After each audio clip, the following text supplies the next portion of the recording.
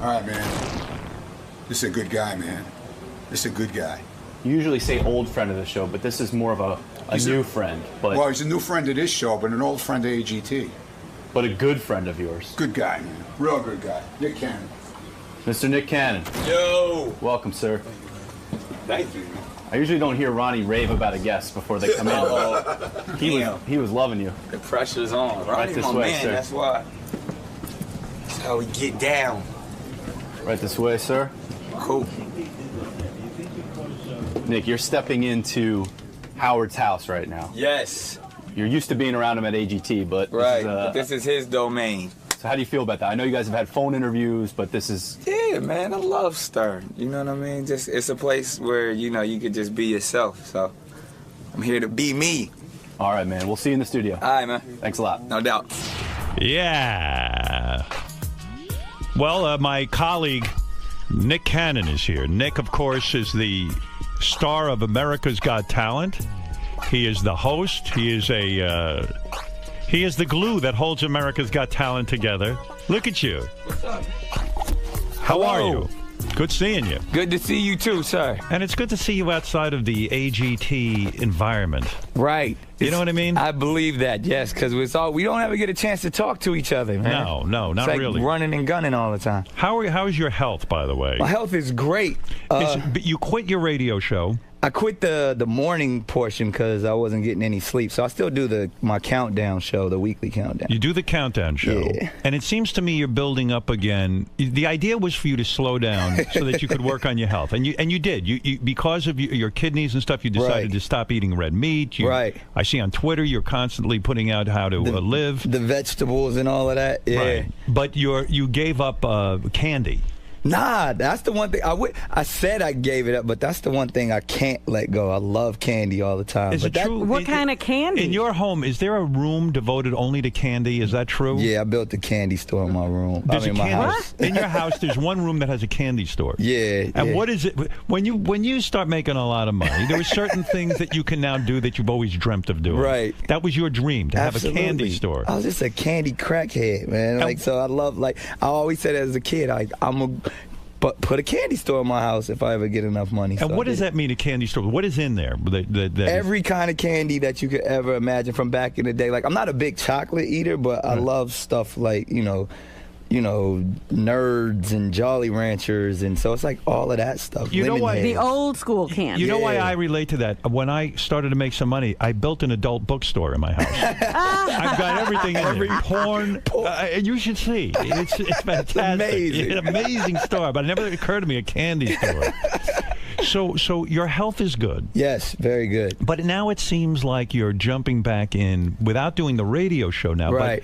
But what do you signed on to do America's Got Talent? Thank God. Yeah. Because it seems like the whole show is changing. I know. You and I are the only ones they have right now. That's right. You're like two pillars holding the whole thing together. Howie was in here yesterday, and Sharon is gone. She has a horrible relationship with NBC now. You and I seem to be in good standing. Absolutely. We are the glue. And continuity. That's what we're talking about. Yeah, right. We're the continuity. Yes. I just showed up, and I'm the continuity. But you and I are definitely doing another season together. And we don't know. Sharon's gone. Yeah. Who else are you bringing in? What are you going to do? Who do you want to bring in? I think we should just go, let's get Madonna. Let's stop playing. Now, that to me would be a coup. Yeah. Madonna. Yeah. I've said that. I've even said it to the NBC executives. Why not? Did you say you never mentioned that. Well, that's the one that I was holding back because I was trying. Nick already blabbed. But seriously, that would be dynamic, right? Yeah, to get that'd someone be of her amazing. stature. We need somebody like that, Madonna or Gaga or somebody that, actually knows about performing. And I think we get another performer in there. Have you been asked by NBC who you would recommend for the gig? Yeah, I told him someone like Madonna. I told him I always thought that was a good one. You know who I said? Michelle Obama. See, what do you think not? of that? Why not? She's a winner. Yeah, she must know something. I mean, had Obama lost the election, I would have said no. But I think this would be Madonna's time to enter the arena of judging. I think so. I think so. And I mean, everybody else is out there. It's like the thing to do right now. So, do you think Howie will be back? I want him to. Yeah. You know, I think it's fun, but who knows? It's like they always treat him like this every year. They make him wait. Really? It's not nice. Is that right? Yeah, that does seem kind of mean. See, they got to hire me early because I got to go out and do all the auditions. So I'm usually like the one that's like, we know you're coming back. Oh, so you've been working already? Yeah, well, technically this year they're trying to switch it up a little bit, and you know they're going to take me out a little bit. They're giving me these 2 months off, but top of the year we're going out. But they're auditioning right now. Right, so you're out there doing the auditions. Yeah, like, hey, welcome to this city. They throw me off a building, something crazy. Yeah, I always felt bad for you. Yeah, why do they do that stuff? I think it's racist. I think it is NBC's little inside joke. Yeah, they got a black guy and they throw him off of, like, they put him on mountains and all that kind of stuff. Right. It's always how they say, like, the black weatherman, they always put him in the worst environments. Yeah, I'm in a hurricane. But it does seem to me like you're now busier than ever. When I read about you signing with America's Got Talent, right, part of the package, which I don't even I think you get it's called a first look deal. Yeah. So if your production company makes some sort of show, yes, you go to them first. Yeah, and it's almost like because of that they give me, you know, money and overhead and stuff. It's like, we want all your good ideas first before anyone else. I see. So they give you a couple of bucks and they say, we're going to put this toward your production company, but because we're giving you money, you have to bring us every one of your ideas first. Yes. Have you brought them ideas already? Oh yeah, we got a lot of good stuff in the works. So you got a whole production company, and you got a bunch of you want to get into all that crap. That's the thing, man. I think I've always been one of those guys who loved behind the scenes and really producing and writing and directing, and you know, it's just been, you know, an added bonus that I could be in front of the camera, but I've always loved to create. Were you a child actor? People always say that. Not really. I got in the game. I was doing stand-up as a teenager. I started like really doing, you know, the Comedy Store and the Improv professionally at like 15. Really? And then I didn't get on camera though till I was 18, and I graduated high school and all of that. Why do people think you were a child actor for some reason? Because I look like a child. You act like you behave like a child. You act like one. Yeah. And because of the Nickelodeon thing. I mean, because I was 18 on Nickelodeon. I see. And so, and like everybody else probably was a little younger, and I played a little younger, so they thought I was a child, but I was an adult. 15, you go up on stage and you start doing, Yeah, so it was crazy. I mean, and I feel like I've been in the game for quite some time, especially the stand-up game. I mean, because I came up with a lot of the cats that have, you know, been doing it for 20 years, so it's like that's always been my life. Were you shitty at it at first? I never thought I was. I was always that kid comic that, you know, like was a breath of fresh air and was talking about, you know, detention and being, you know, late for class. So, like, everybody laughed because they thought I was cute opposed to, like, being, but, you know, I kind of honed my skills as I got a little older and was like, all right, if this is what I'm going to do in my life, I got to be the best. And what happened? At 18, you go take an audition for Nickelodeon and it's a hit? Actually, not even that. It was one of those things where I created an opportunity for myself again. I went out there and somebody saw me, you know, my manager saw me in the comedy club, and then I became the warm-up for all the Nickelodeon shows. So it's like the guy that's like entertaining the audience while they're switching the sets around and waiting for the actors to come out. I always feel bad for that guy. It just seems like an insufferable job. Right, like really the warm-up on AGT is great. You know what I mean? Like having to entertain all of those people while we're like in the back It's chilling. like hosting a bar mitzvah or something every day. It's just awful. So I had to do that at like 16. Yeah. And then from there I was watching, you know, the tapings. Like, man, I could do this stuff. So I started to write, and I became a staff writer for Nickelodeon, like the youngest staff writer in television. And then from there I just was a writer, comedian, and I was happy with being that until I ended up writing my own television show. I wrote a pilot for myself and actually sold it to Will Smith and his company. Right. And then that, you know, because I was associated with Will Smith, it was like, yo, this is the next kid, and started blowing up from Isn't there. that family annoying, that Will Smith family? I mean, seriously, with their kids. And I love them, man. Yeah, but they're all famous. And great and powerful, and the energy. Are you going to do that with your kids? Hell no. No, you're going to keep them. You know what? I don't even see your kids around that much. You know, I mean, I think you're doing a good job. They're still young. Yeah, but you know how certain people always have their kids out in front of the babies in camera. the Personally, now Yeah. my wife might, you know, beg to differ, have a different opinion, but I don't want my children to be in entertainment whatsoever. Yeah, you know, it wouldn't be Well, bad. Mariah wants them to sing. I don't. I want if they have the ability to sing. Yeah. Let them do it when they're 18. Yeah, sing in the high school play. Absolutely. But don't try to make this a career. Do you have arguments with your wife about that? Not really. Not yet. But I don't think we will, because she kind of feels the same way too. She obviously wants her kids to do what she does, but no one wants to live in. That's like Michael Jordan's son playing basketball. Like, why would you even set yourself up for that? Is it hard being a father in a marriage with a woman so powerful? Because a father's job, in my opinion, is sometimes to step in, right, and say, hey, enough of this nonsense. I don't think, you know what, in the house, my wife is, like, our roles in the house are exactly that, you know what I mean? Yeah. I'm the disciplinarian when it comes to the kids, and like I final say so everything. It's weird because I always say I wish people did. We did do a reality show, but we would never do one. But would you do one? Nah, I'd watch not. that. Oh, just to see like, you well, people with would Mariah have to see Carey? what goes on in our house. It's actually, it would be one of those good PR moves if we were trying to do it, because we live a normal life. But didn't Mariah criticize you because you went on Twitter?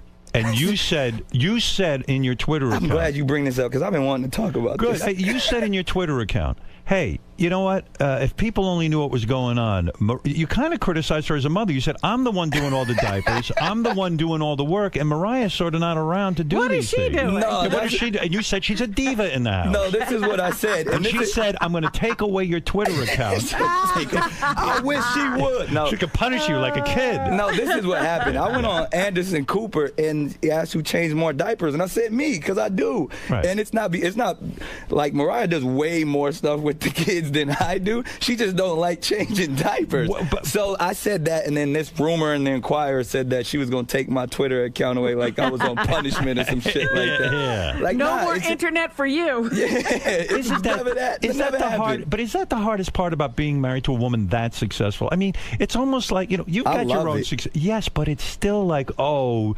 Nick, you're sort of marginalized. Mariah calls the shots. You're like a fucking asshole who kind of hangs out there and gets to occasionally. Yeah, I mean, seriously, I think I might get a little annoyed by that. I mean, Howard, you hung out with us. It's not like that. It's like a normal, like, I don't see that. So when I hear that in the media, it's funny because it's not true. If it was true, something like that, it would really bother me. Like, oh, I got to be the man. It's like, my wife plays the position well. And I got a glimpse of the two of you because you came over to my house for dinner. Yeah. And you guys actually are a very strong couple, and you speak your mind, and it's great to see you happy. But I do notice that Mariah's the show. She carries on constantly. You know it's what all I say? about her, and you sit very quietly. I always say when she turns hers on, I turn mine off. You do. I saw it. Whenever I have, you know, my stages where I can do what I need to do, and when we're together, so there is no conflict. It's like, yo, I love my wife. I want her to shine wherever I am. The fact So that there's no competition with you? Never. in I that don't even whole think I could compete with that. All that glamour and diva-ness. Yes, but it is. But sometimes I think you're embarrassed by the diva-ness. Like, you get embarrassed by your Really? wealth now. I see you get embarrassed. Well, because I try to be a humble dude. You were embarrassed to be renting a house in the Hamptons. You rented this fabulous house. You were embarrassed by you pull up in a fancy car. You're embarrassed by your wealth. Probably not by the car so much. I like the cars. car was beautiful. But I'm saying you are self-conscious. You cringe a little bit because you're doing a lot of fancy stuff you never thought you'd be doing in your life. I mean, you have to deal with the same thing because we are people. You know, like we like to be of the people. Of the people. And Right. to have to be like, all right, I'm sick of being with the people. I was with the people my whole life. But I try to downplay it, but you know, sometimes you can't. So, but I want to be a regular dude. Like I want to raise my kids in a regular way. But is it particularly hard also for a black man? Because you know that a lot of brothers are looking at you and saying, oh man, look at Nick. He's not one of us. Oh, no, they jealous. They wish they had. Yeah. I'm married to Mariah Carey. It's the greatest thing ever. I get a lot of when I run into friends that I grew up with, I grew up in a very poor neighborhood. They're like, well, look at you, big shot. You know, but it's like you get a little bit embarrassed, yes? I wouldn't say embarrassed is the right word. I mean, because you just want to be able to still do everything that you always done. You don't ever want to change because people automatically think like, oh, you think you this now, you that now, so you can't come hang with us no more. And I love you know, I was at a LA mission the other day just hanging out outside with the people who are like that. I'm that dude. Like, I like doing because that. Isn't that necessary? If you're a stand-up comedian and you're going to produce show, you got to be in touch with people. You have to. Soon, that's what happens to a lot of these comics, man. Like, they get all of this money and then they go behind all of these big gates and, you know, lock the doors, and then they're no longer in touch with people, so they're no longer funny. And when you say that's a what I reality think show, happened to Eddie Murphy, because Eddie Murphy won't make a peep now. No, you can't find Eddie anywhere. And he's my man. I'm the biggest Eddie Murphy fan in the world, and I just want him to just come out and just talk shit to everybody. Yeah, he doesn't do it anymore. I think he's gonna come back though. He went very Hollywood. He went very Hollywood. I want him to come on my show. I do this show. You know, I got a show on MTV called Wildin' Out that we're bringing back, and it's all about like the hip hop version of Whose Line Is It Anyway, and we just roast everybody. Is Cat Williams going to be a part of it? We want him to be. I mean, has he gone berserk? He's gone berserk. I wouldn't say berserk. That's a close friend of mine. I know Cat. And I want to like go find him. Like, I'm sending out a search party. What's going on with him? I keep reading reports that he's starting fights with people. He's whooping, going nuts. Like, if you go to Cat Williams' show, you might get your ass whooped. He started fighting with the people in the audience. He called them up on the stage and wanted to beat the shit out of them. He hit somebody with a microphone. He did. I know. Right. So and the other day I read that he was on a 3-wheel motorcycle running from the cops. What is going on? Hey, I want them. I don't know. I think it's another one of those things. I actually don't think it's drugs. Right. I think it's one of those things where I call it access to excess. When you give someone too much of something, whether it's power or something, they just spiral out of control until it no longer. I mean, when the audience starts bringing bodyguards, you know it's crazy, right? It's a whole backward thing. You know, you're right when you say that a reality show of you and Mariah would probably be the biggest show ever. We would never do it, though. I know that, but it would be. I mean, you've admitted to me that, I mean, on the air, that you make love to Mariah's music. That, in other words, absolutely. And you masturbate to Mariah's music when she's not there. That's unbelievable to me. I mean, you know what I like about you? What's your favorite song? Hero. I thought she was singing that to me. You know how delusional I am? Robin and I once, after my movie came out, I received the Blockbuster Newcomer of the Year. Right. And I was 40-something years old. I was a Newcomer of the Year. And Mariah actually opened the show with Hero. Right. And she came out and she was singing. I said, Robin, she's singing it to me. To you. I guess that's a good singer. Makes you feel. No, I think she's really into me. She's singing everyone to me. Felt that. Yeah. And I feel like such a douche because I realized she wasn't there. Everyone was feeling the same way. Your wife's out of town and you will masturbate to her. Why not? Don't you masturbate to your wife? Yeah, but not to her. She's just not a singer. She cannot sing a lick. Although I think it's charming. But I mean, so you'll put on Hero and you will get some lotion. I don't light candles and turn. You know, like sometimes you got to be reminded of what's at home. I always would say to Howie and Sharon, I wonder what Nick does in his dressing room. Now I really. You know, when you hear Mariah playing, it's going down. But is it weird to make love to your wife while Mariah's music is going? Nah, we don't. I mean, it's not like that's the thing. Like, really, I mean, you're married. You know how that goes. Sometimes there's special nights where you turn the music on, and sometimes it's the morning you roll over and get it popping. Has Mariah ever walked in on you jerking off to her music? Because I think she would divorce you. Has she actually seen that? You don't think she would be turned on by that? I don't know. You know, because I think about you. And masturbate? No. Only when you sing. I was thinking about you, and I was thinking about the list of. Here you go. No, the list of. I mean, it's got to be hard for Nick Cannon to be a married man on some level, because you were dating some of the. You were on a mad tear. Yeah, I was getting it in, but you know what? I feel like my wife was. Like, that was it for me. Like, that was my dream girl. So all those other girls were great, but... Was Mariah creeped out by you when she first met you, in the sense that you go, you're my dream girl? I used to have posters of you on the wall. I mean, because some women would be put off by that. I think she liked it. I mean, the fact that, someone that... I admired her from afar. And then, I mean, if I was a creepy dude, right, probably. But the fact that I was truly a fan of hers, I mean, every entertainer loves someone who really appreciates their craft. But that does wear off after a while. Yeah, right? Exactly. I mean, there had to be something real there. I mean, because if you're so enamored, if you literally were the little kid, gazing at her poster and stuff. Right. I mean, that can't last, that marriage, right? No, I mean, but that, yeah, because that's the surface of it. But then once it kind of became about our real connection, then that's where it is. Where were you at in your life when you were dating Kim Kardashian? Where were you? In a dark place. Were you? Nah. It was a great time. I was one of those dudes, man, that it was just... women came easy to you. Yeah, and it was fun. When you took off your shirt on AGT, who the hell knew this guy was so ripped? I try to keep it on the low. Well, besides my Twitter page, I'm naked on there. But because when I would watch you on America's Got Talent before I joined, I'd say, you know what? I think I could beat Nick's ass. I think I could really kick his ass. And I was kind of proud of myself. And then when I saw you with your shirt, I said, this motherfucker will beat the shit out of me. They never see you coming. That's the best way. You're a boxer too. A little bit. I wouldn't call myself a boxer, but that's how I train. But you would whip my ass very quickly, Probably right? Quickly, real quick. Wow. Because you know what? You're very unassuming. That's what my entire career is that. That's I like to play, play the back, and then when I get my opportunity, that's when I It's true. People go, Nick Cannon, what is it? Meanwhile, you're building up. You got the radio thing. You got an empire going. That's how you do it. Because if you try to throw it out there like, hey, look at me, then those are the people who fall the fastest. And when a lot of people would probably look at you and go, oh, he can't get shit for girls and this, and then all of a sudden you're dating Nicole Scherzinger, who I think.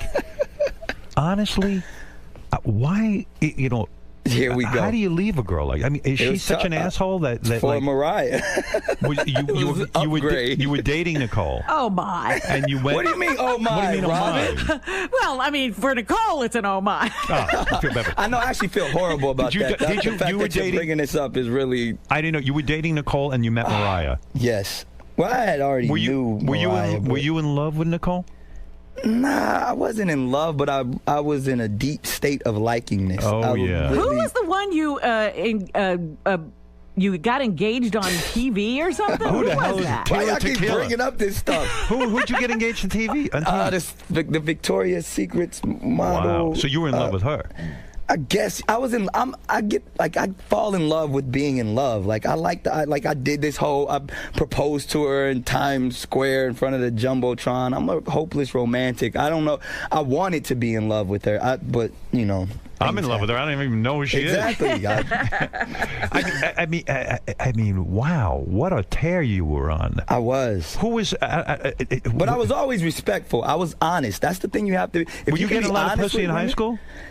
I was a nerd in high school, but I knew how to talk to women. But when you got the stand-up thing going and you started in show business. I was always funny, and I always liked women that were older than me. So you were with Kim Kardashian before all this fame of hers, right? Yeah, right, before. How'd you meet a broad before like the that? tape? Who came first? I met her, it was, Ray J had dated her, but nobody knew about the tape. Like, Ray J's the guy who fucked her on tape. Yeah, and then, the whole tape thing kind of came out while you were dating her. So I broke out and then got engaged to a Victoria's Secret model. Well, let me understand this. You're dating Kim Kardashian. Right. You knew that she went out with Ray J, but you're like, oh, no big deal. he was my man. We was cool. But all of a sudden, you're the guy she's dating when this tape comes out, and it's a porn tape. Yo, how about this, right? Yeah. So we're in Beverly Hills, and it's me and Kim, and then Ray J's across the street, and he looks at me and tells me because they're not speaking, and he's like, yo, I'm telling you, you think you're having a good time now, but all of that's about to change. And I'm thinking he's warning me she's crazy or something. Right. He's letting me know he's about to release this tape, and the world's going to see. Oh, my God. But then I he's my friend. I took his advice, and I was like, you know what, let me ease back off of this. Well, before the tape came out, had you and Kim taped at all? Did you guys get into that? It wouldn't be great. Not the that I know tape. So you know what? I got to tell you, I would be exactly like you. If I'm dating a woman, and she's hot and all that, yeah, and all of a sudden a sex tape comes out of her, I'm out the door. See, because it would freak me out. Yeah, it did that. But is that hypocritical of us? Yes, but come on. First of all, I was never in a relationship with her. We were just kind of dating. And then this was my issue. We talked about this tape, because yo, people are telling me you got a tape coming out, and she told me there was no tape. Oh. And that's so the real. If she might have been honest with me, right, then I might have Different. tried to hold her down and be like, "Look, that was before me, and she's a great girl." Because she is a great girl. Right. She's actually one of the nicest people you'll ever meet. But the fact that she lied and told me that there was no tape when there was a tape that came out, and like I still think she might even had a part to play in it. Like, I do too. You know what I mean? Yeah, like, absolutely. 'cause she put it on. Like she told me, like, I would never do anything like that. That would never happen. And then she was like, well, one time. And then she's like, but I still have it. And then so she admitted it to you after it all came out. After it came out. And that was her way of getting famous in a weird way. She's the world's most famous porn star in a sense.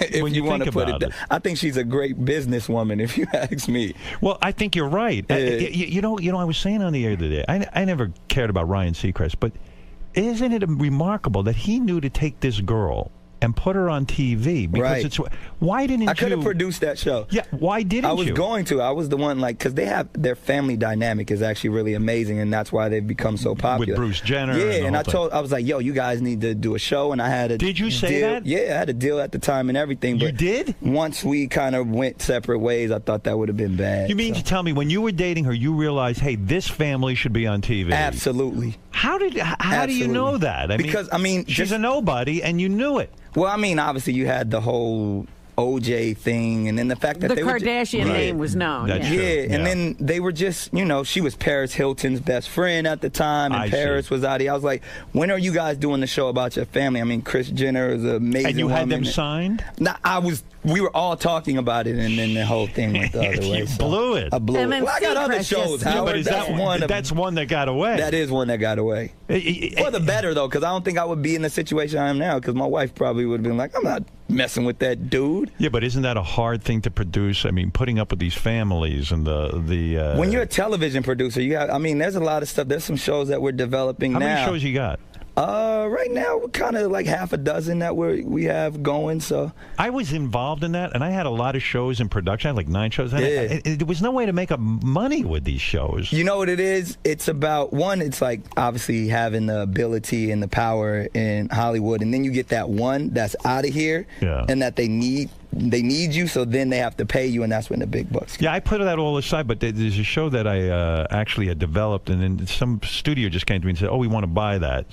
So I think I might get back into a little bit. You and I want to produce with you, Howard. Let's make some TV. Well, let's find. Why don't you fuck one of these Kim Kardashian types? I can't do that anymore. Oh, that's right. Or we could, since we're both married, yes, we could both do something like that, like the married guys, like day off or something. But the Kim Kardashian. Then you go to Nicole Scherzinger? Yeah. She's the next girl you date? Not the next one. Where do you meet a girl? Somewhere how do you meet her? L.A. Oh, my God. But I actually knew her for quite some time, too. It's a small community in L.A. See, you're smart in a way, because I would fall in love with a girl like that, because she's so fucking hot to me. I mean, so there must be something wrong with her. Explain to me what it is. Nothing wrong with her. No, there's something that just flags something. Maybe there's something wrong with Nick. How come we always say the maybe girl there's something has wrong that? with you. I'm just saying. Be married, man, I'm doing well.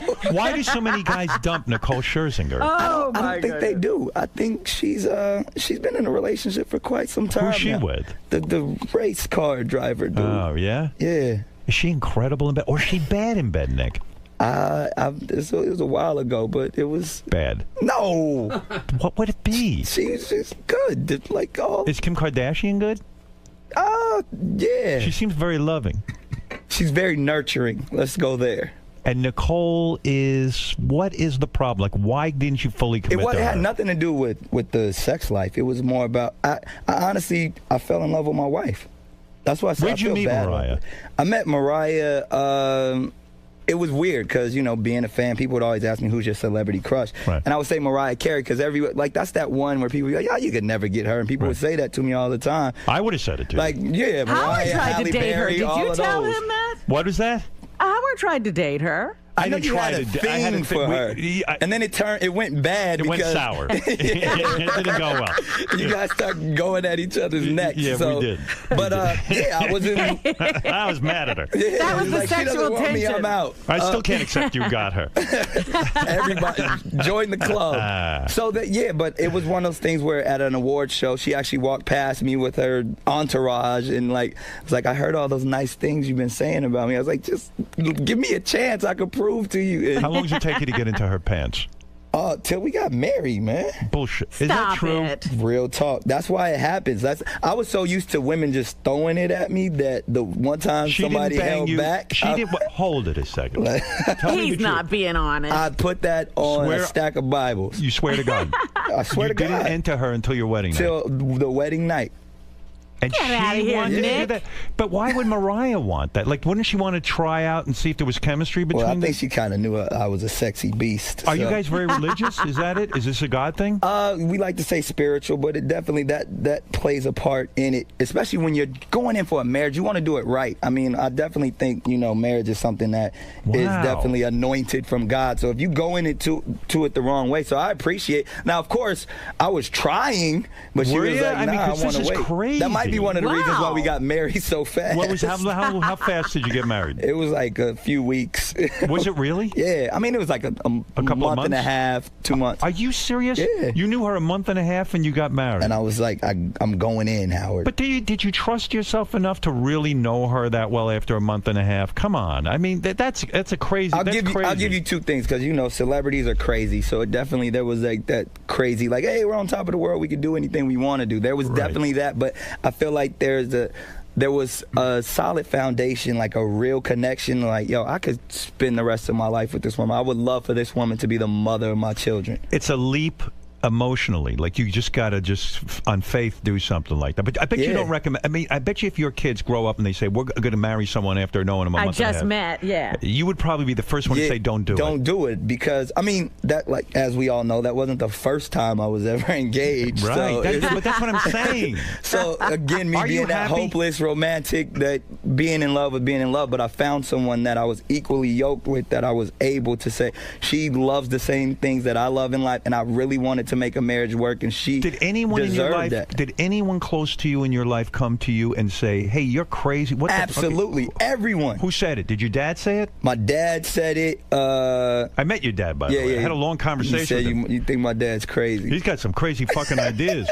Really? He gets a hold of me in the parking lot, and this guy walks up to me, nice guy. He starts talking to me, and we're having a conversation. I didn't even know he was your dad, and we're just Right. talking about shit. And he goes, "Listen, man," he goes, "I'm going to tell you something. OJ did not kill that woman." Oh my God! This is what he brings up. So I'm going, hey, that all of a sudden triggers something to me. I go, what the fuck am I doing here with this guy? Who is he? I go, who exactly are you? What do you do here? He goes, well, I'm Nick's dad. I go, all right, let me understand you. So let me see. I'll entertain this for a minute. Because this might help me get to know Nick a little bit and understand where he's coming from. And I'm talking to this dad, and he's got, I mean, this guy's no bullshit artist. He's got facts, figures like he's with the FBI. Studies. My dad is one of those conspiracy theorists. Like, he's actually, in his ministry, he's like the end of the world prophecy and an evangelist. Do you think the world is ending, by the way? Nah, I mean, on a spiritual level. Does he think it's ending? But he thinks it is. Like, I was a kid. When's the next date that everything's going to Y2K, end? Like, we had water and Bibles and crosses. Like, I was that kid. So, but I mean, I understand it, and I definitely, think there's some validity there. But well, I don't. He wouldn't let go of me. He was like, listen, man, I'm not bullshitting you. Get over here, and we start talking. Why is OJ so important when the world's going to end? Exactly. To Nick's dad, it is like the most important because thing. he gets in that thing, like, the black man and all of that, and it's. Does your dad get annoyed when the world doesn't end? Like, is he like, what the hell I think happened? at this point, because every time it's supposed to end, it doesn't. So now he's kind of like, I'm not going to say nothing until it happens. Then I can be like, I told you. Yeah, do you ever go up to him and go, Dad, like, can you get off this already? I mean, look, every time we thought it was happening, it He's didn't. not as bad anymore. Now it's like even though he's like, things are changing, you know what I mean? Just stay close to your word and, put God first and whatever happens. So when you were a kid, like, would your dad, like, literally, like, get like a bomb shelter somewhere and get set up with water and, like, canned goods and things? Not that far, but it was crazy because he would be right about a lot of stuff. Like, I remember in, like, the mid-'80s, he was telling me about this thing called the internet and the information superhighway and this guy Al Gore, and then like to see like, oh my God, the guy he's about to be vice president, the guy with this internet thing. So he had some things right. So even as crazy as you think your dad is, he knew not for you to marry Mariah after a week in a and month. a half. Yeah, no. People Are you would tell close with your dad, or do you see him as yeah, like me and my dad are real close. I mean, does he drive you crazy in the sense?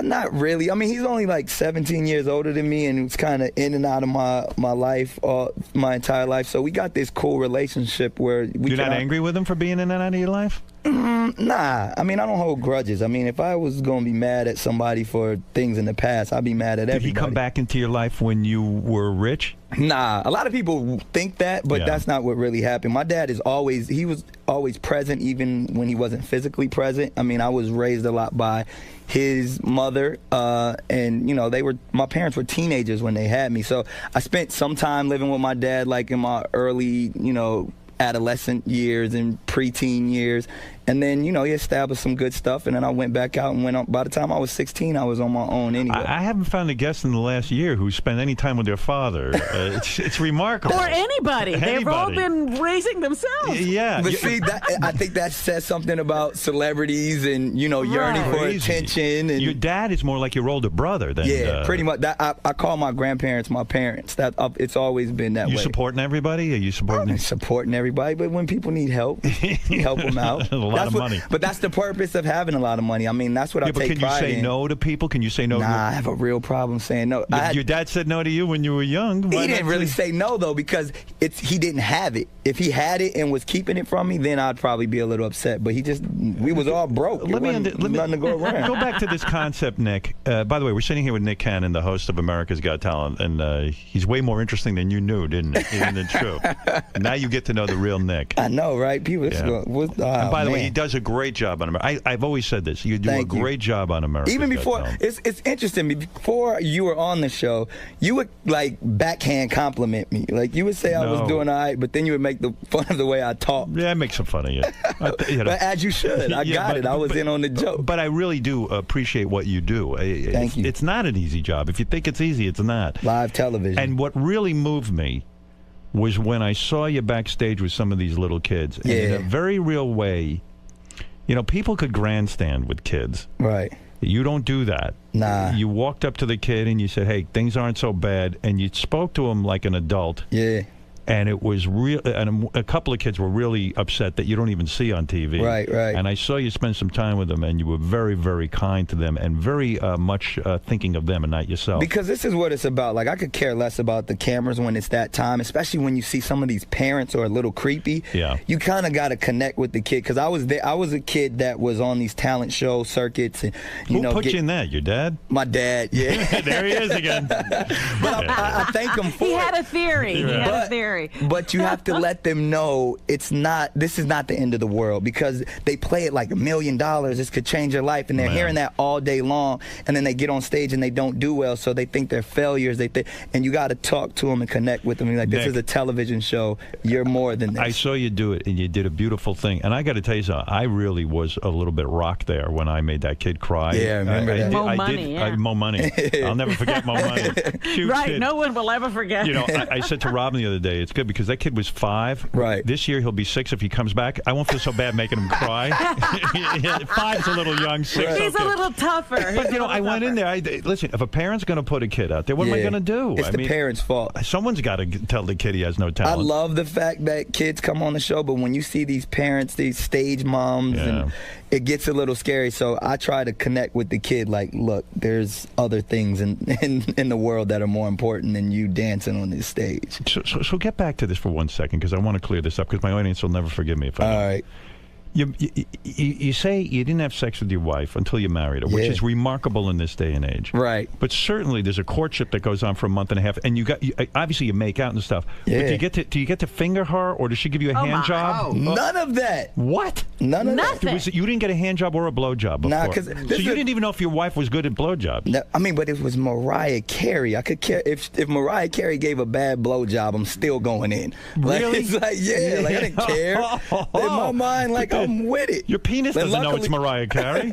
Either way, it's one of the most beautiful women to ever walk the planet. Were you nervous your wedding night? Because here you're saying you did kiss. I was excited. Did you feel her up before the wedding? Yeah, a little bit. You know, you make over out the shirt.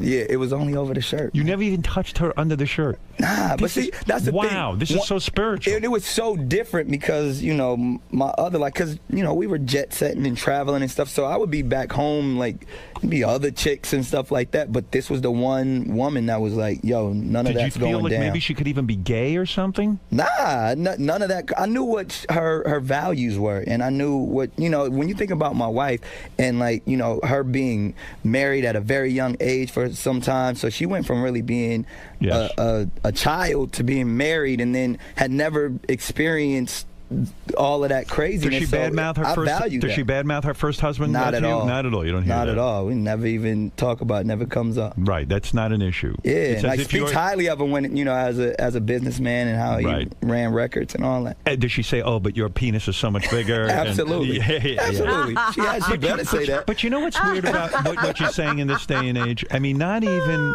I mean, so there you are on your wedding night. Right. And it really is a true wedding night in every sense of the word. And Mariah walks out. Is she in a special outfit on your wedding night? Absolutely.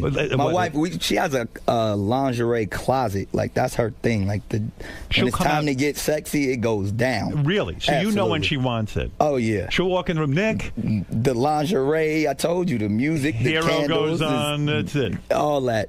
Rainbows. It's crazy. and she can arrange for rainbows? That is big. She's very wealthy. So she walks in the room. Yes. High heels on, the whole look. Whole shebang. I love that. Best night of my life. Okay, so she walks in on the wedding night. She's in her trousseau. Yes. And if there is such a word. Yes. And so, I don't know what that is, but I don't she was either. in it. And she walks in it. And it would have been great, though, if like she pulled down her pants and had a penis or something. Oh, man. man. You know, it would have been great. But, you know, or she had no vagina. Like, you know, something weird. Like, yeah, she was like a Barbie doll. Were you nervous on your wedding night? I was excited. So it was just, I mean, obviously, it was the most amazing day ever. And then, you know, we were in our house in the Bahamas and stuff, and I was like, yo, this is Was paradise. the sex awkward? Nah, not really. Really? I mean, obviously, when it first time took a minute to get going, but you know, that's what they. And did you say to yourself, "Uh-oh, I made a mistake" for just a brief second when it was awkward? Nah, you just got to make sure. I had to make sure everybody, you know, the situation was comfortable. So I did everything I needed to do to make sure it was right. Were you able to satisfy your wife to orgasm the first time? On the first time, you were. How does he know? Yeah, what you mean? How do I know, Robin? It's the reaction. Is that true? See, Robin, you and I got to talk about. But is that true? I have been with women. I have been with some beautiful women where you get into bed with them and there is absolutely zero chemistry. Now I'm a younger man than you are, Howard, but I'm going to have to school you real quick. Please. When a woman has an orgasm, everyone in the room knows. Is she that loud? Not even about being that loud. It's just what really happens to the woman's physically, body. Yes. Yeah, like you got to get them to a point where they can't even walk to the bathroom after. Oh, really? Yeah, I believe that of you. I see the physical shape you're in. I don't stop until the mission is complete. So you can hold out for a half hour? Yeah. With Mariah Carey, you can hold out a half. That's an insult. But this is because it's the process. Like, see, people think it's all about, you know, the action. It goes from the foreplay all the way to the very end. But I've been with women, they say, "Give it to me hard."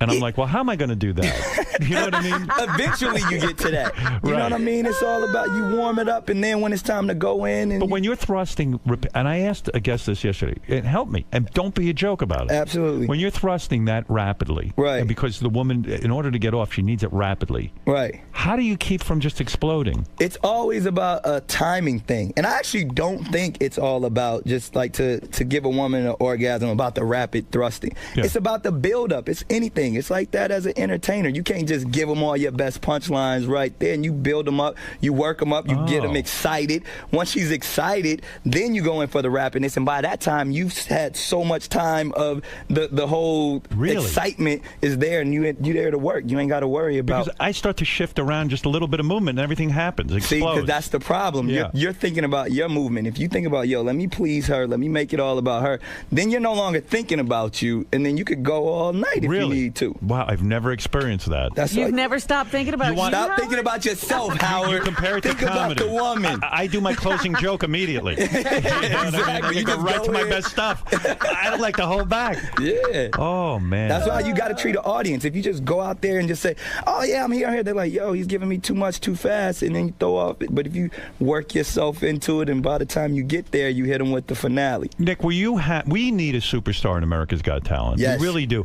The dogs, were you really, come on, let's I told you, all bullshit aside, were you happy with the dogs winning? I thought the dogs were a great act. but I do not think that they should have won. I was rooting for Tom Carter, won. the comedian. He was terrific. That would have been so much better for you because you would have been able to be like, I found a person that is a legitimate star. You can't bring the dogs on your show and interview them. Well, many times the producers would even say to me, you know, you don't want to sit there and tell the audience who to vote for. But why can't I tell the audience who to vote? I want to say I thought that's what you were going to do. I did do that, but the audience didn't listen. You did a great job of that. I think people have to really watch how you were an amazing judge, like better than any of these other judges. Because one, you were extremely honest. You never pulled back, even when it came to the kids, 6-year-old kids, and you gave real constructive advice. It wasn't like, oh, you're cute or change your outfit. You were like, yo, you should do this. You should be more topical. You should, and it made all of the acts better. And you made it difficult to choose from. And the one act that you couldn't give criticism to was the dogs, and they're the ones that ended up winning. Well, you know, I felt like I could be. I really thought I could make a difference and be like a mentor. You know, but you know, you even talk about the way people dress and stuff. I was talking about this morning. The song, Rihanna has a #1 hit right now. Yeah. It's, you know, the Diamond song. Shine bright like a diamond. A woman named Sia wrote that. Diamonds in the sky. And I played a track today of this woman, Sia, singing her own song. She does a beautiful job. But the reality is, she's probably a woman in her 40s or 50s. She's not particularly glamorous like Rihanna. She probably sings it just as good as Rihanna. And I sometimes want to say to these kids, you know, it is show business. You do have to have a look. So it's about being a star. You got to stand out. I'm going to be way more honest this year. You have to. Well, you're honest enough, but even if you go in and kind of, I would think, and that's why I'm really excited that you came back, because these judges on television, especially, like, they're more concerned about their own career. I don't care about that. You've made it. You're the best at what you do, and people should only be, like, they should be grateful to hear you give them advice. So I think we'll find a star this time. I think so, too. I'm really committed to this. Oh, it all depends on what they bring you, though. But no, that's the thing. They better bring us somebody good. Yeah. It's so many people. And like, what are you looking for, Howard? Like, are you looking for a band? I heard you said a magician. You know what? I thought it was really weird last year. I was looking for a band, and we ended up finding a good one. It was that guy with the earth harp, that weird sort of instrument, and he started putting it together with a band. We saw that guy grow. Yeah. He deserved to win, too. He did, and it's all about, because, you know, it's middle Americas. What are they really looking for? Because the people in New York and L.A., we have different tastes than, well, you know, I might go on America's Got Talent and say point blank, people in middle America, I'd prefer you didn't vote. I'm going to be honest with you. I've had enough of your bullshit. You picked a bunch of fucking dogs. What's wrong with you? It's true. Nick, speaking of Rihanna, a good friend of yours, and part of being famous is that you have great celebrity friends. Absolutely. You mentioned Will Smith and JD. You're over there. You're hanging out. Chris Brown is a friend of yours. Good friend of mine. Now, how do you deal with that? I had a friend. I'm going to tell you something. Do you ever, for a moment, have a question as to whether you should keep this friendship? Nah, why? I can't judge him. I talked to him right after that happened. And I felt bad for him because I feel like the media, he was searching for his friends. You know what I mean? Because everybody was like, oh, and I came out, I was like, there's never any reason to ever put your hands on a woman. Right. But Chris Brown is not a monster that the media is making him out to be. And I stand by that today. I talk about that in my stand-up. Well, how do you know that? One, because I know him. Right. And then two, it's like, look, this is my thing. If we're going to kind of create a monster out of every celebrity that's involved in domestic violence and all that stuff, then we got to be mad at Sean Penn. We got to be mad at Tommy Lee. We got. Well, I am. No, we you're are. not. I am. We are. But absolutely am. So many, but those people, we can almost like forget about Charlie Sheen, and we kind of praise Charlie Sheen. Charlie Sheen shot somebody, didn't he? But like, we forget, like, entertainers are crazy. So why are we putting them up on a pedestal anyway? Of course, we don't want to glamorize it, but he's not a monster. He's not. No, he's a young man that needed help at the time, and he was searching for someone to reach out. How did you help him? One, by just being a friend, and then two, like, just don't. It's not fair for us to put him in that sense. I mean, I think like him going on Larry King with a bow tie on, that's ridiculous. Like somebody like he got neck tattoos and a bow tie. That's a fashion faux pas right there. You would have advised against that. Don't do that. Don't change your whole personality. It's like a guy goes to court and all of a sudden he looks like he's 12 years old. Right? So, but the thing was, he needed direction. Right. And I think he's on a great path now, but I don't think he's a monster. And I think. But Nick, would you let your daughter date a guy who hit her? Absolutely not. Right. That's my daughter. Right. Like, so. And you would never talk to that guy again. I would. If Chris Brown was there, if Chris Brown hit my dog, he's not living anymore. Right, exactly. That's right, yeah. But that's how I would deal with the situation. Some people would think that's not the best way for me to deal with it, but I know that situation was a horrible situation. It should have never happened. It should have never been glamorized in the media, but I feel like everyone latched onto it and saw this situation and said, oh, we're going to capitalize off of it when but don't it shouldn't you think, have been don't you think Rihanna's weird for staying with the guy? She's in love, Howard. There's young girls fall in love all the time. If she was my daughter, I'd say to her, I'm not allowed. I'm going to lock you up in a cage and never let you out. There must be some issues there. That's what I'm saying. Like, you got to dig a little deeper to figure out. You can't blame all of this on just one person on one side. There's something going on that, it's a situation. We all have our issues. We all need some sort of counseling, and they need help. And if they have that connection, let them find it together. You hang out with those two, huh? I mean, not as of recently. I haven't. I see Chris a lot. But they're doing what they do. All right, give me the over/under when he'll explode again.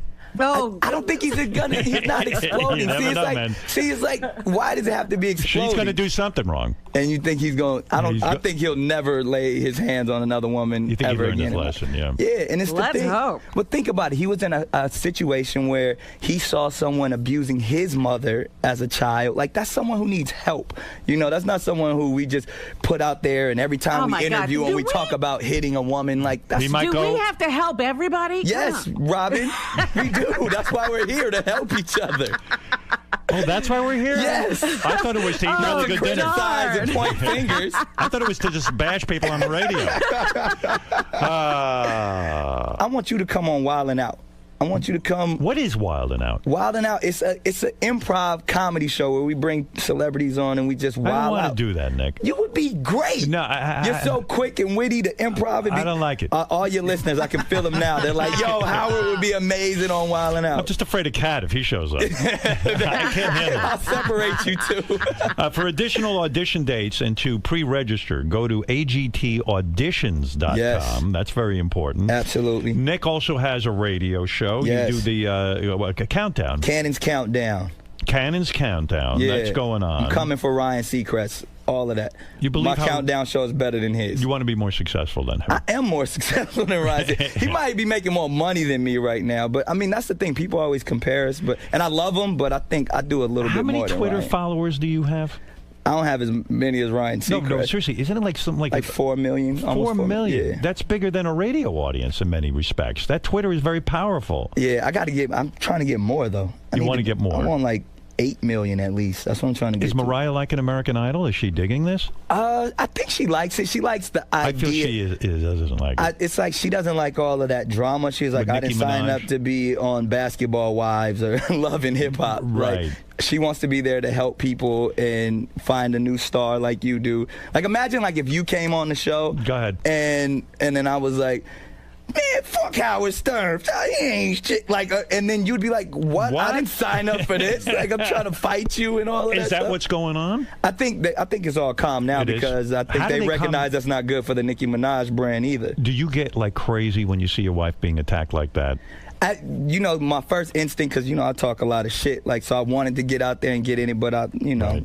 Cooler heads prevailed, and like I'll let them handle that. And I always say my wife is the strongest, classiest woman in the world, so I knew she would handle it properly.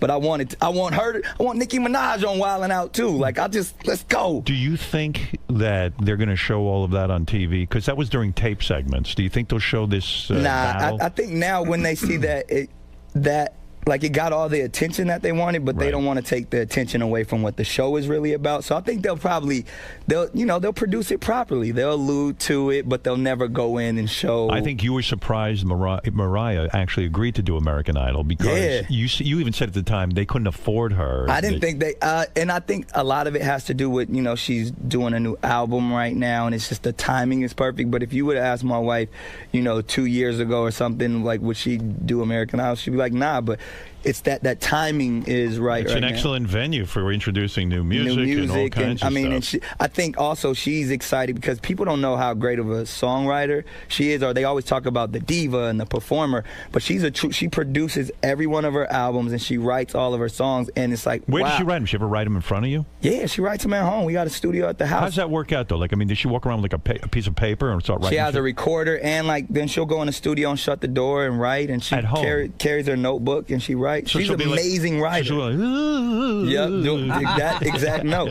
Is that it? Nicki Minaj would never be invited over to your house for dinner, though. Not anymore. No. Maybe. I mean, before, like, they were cool, and then that she kind of exploded. Yeah, I don't think she was expecting to have another woman on there. I think she was going to be my wife didn't expect it. Yeah. No, absolutely not. See, this is where I've talked about this a few times too. I think it's unfair that she signed on thinking, you know, even if you saw the season before, it was Jennifer Lopez and two dudes. Yeah. Steven Tyler and Randy. Yeah. Yeah. So she's like, oh, yeah, I'll get, and that's how they sold it to her.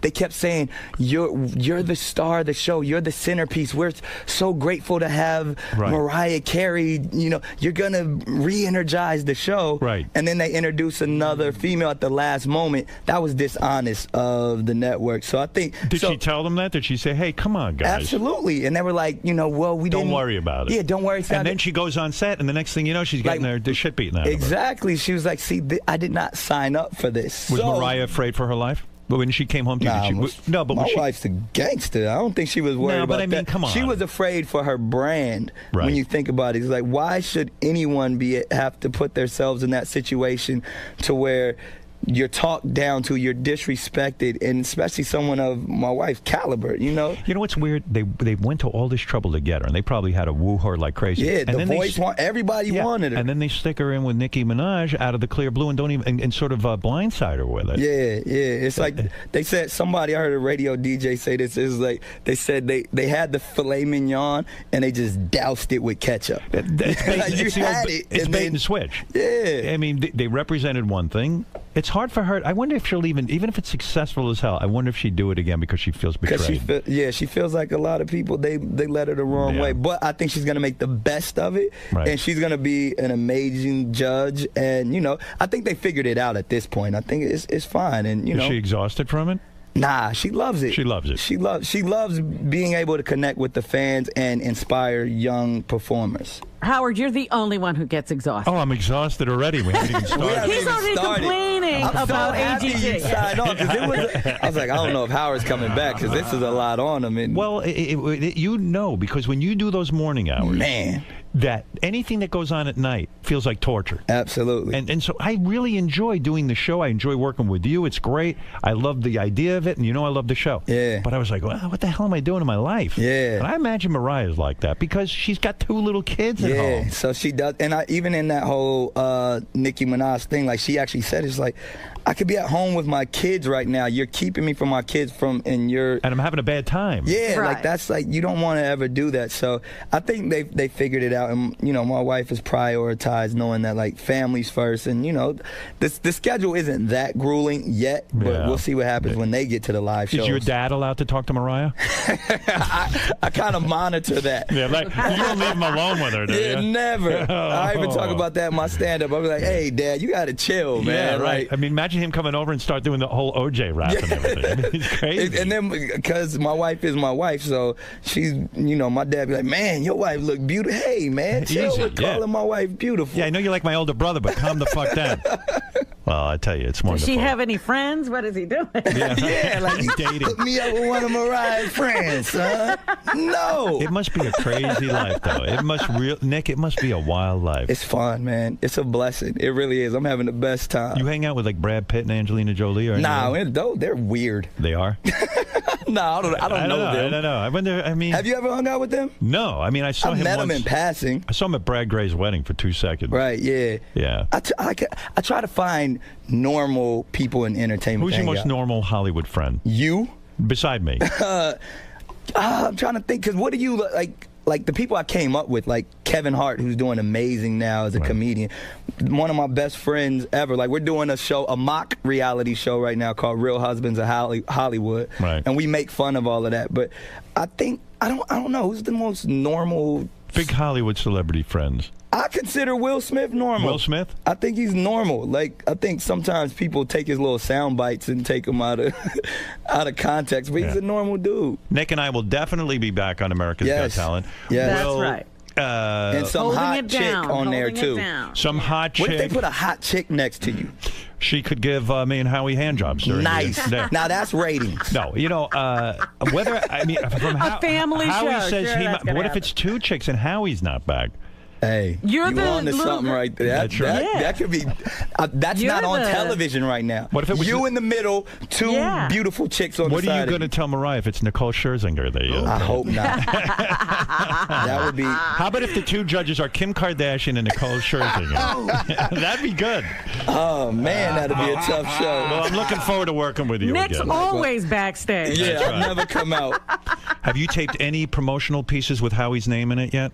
Nah. No. Not yet. Are you alluding to you think Howie might not be on the show? I think he will be. I actually do. He was here yesterday. Howie said he hasn't been asked. He said he hasn't heard a word. Is that why you said he was depressed? Is that why? He's depressed because he's just on antidepressants. Oh, okay. He's just I love Howie. He's one of the best to ever do it. I think he's terrific. Yeah. I do. So we'll see what happens. I mean, I'll be there with you. You and I will be there. And we're pros. Maybe you two will be the judges. Maybe it should just be us. Hey, I'm fine with that. You in every judge seat. Yeah, I'm telling you that would not. The New York Post ran a great picture of me in every judge. I like that. That was awesome. Yeah, believe me, I have no time for those other judges. I don't even care about what they have to say. Absolutely. I heard they might bring 4 judges, which would be insufferable. Too much. It's too much. I heard Simon say that last year, and I was like, nah, that's not a good idea. How about 19 judges? We just sit there all day and judge. Exactly. Yeah. How about 1 contestant and 500 judges? Yeah, that's it. I like it, Robin. Now you're on to something. All right, anything you want to say? Nah, man, except for we need to get you on Wildin' Out. That's what it's about. All right, well, let me see what's happening. We'll see what it is. At least stop by. We're shooting in New York this year. Is that right? January, Howard Stern, Wildin' Out could be amazing. Well, yeah, God only knows what that would be. Just got it's the hood, though. It's real hood. So, listen, but you from the hood. Who knows more about the hood? Roosevelt be representing That's up right. in there. Ask Eddie Murphy about the hood. We're both very glad to be away from that hood. If we never see that hood again, we'll both be very, very pleased men. Nobody's going home. We can get you and Eddie on Wildin' Out and be the Roosevelt episode. Well, Flav still lives there, Well, Flav is a gangster. That's it. Yeah. But he doesn't want to leave the hood. I do. I still have nightmares about the hood. I mean, because it wasn't a good experience for you. No. You grew up like me. Like, you got beat up in school and stuff like that. But it makes us better people. But it makes us stronger. I was the outcast. I was the white guy in an all-black neighborhood. But that turns out for the better, because you get all the swag. Oh, yeah, sure. Like, you get all the black swag, but you still get the privilege of being a white man. No, it was bad. It went the other way? Yeah, I would try to date black girls. Right. And you're still kind of attracted to, like, girls with big asses and stuff. Well, Come on, because that's how you grew up. No, the girls would be like, we'll get our asses kicked. What are you, fucking crazy? Blah, blah, blah, blah, blah. Yeah, it was a nightmare. But still, it was your experience, Howard. Yes. It made you the man that you are today. Me. That's right. Look at me. Look at the man. Yeah, what would have happened if you had gotten all those girls? What if you went to an all-white school? I did. My parents moved to a white school, and I was even more of an outcast. I was like, these fucking white people, they're weird. I hadn't been exposed to white people before, and they were just fucking crazy. Yep. And I couldn't talk in class. Now you know what we go through. Yeah, I know.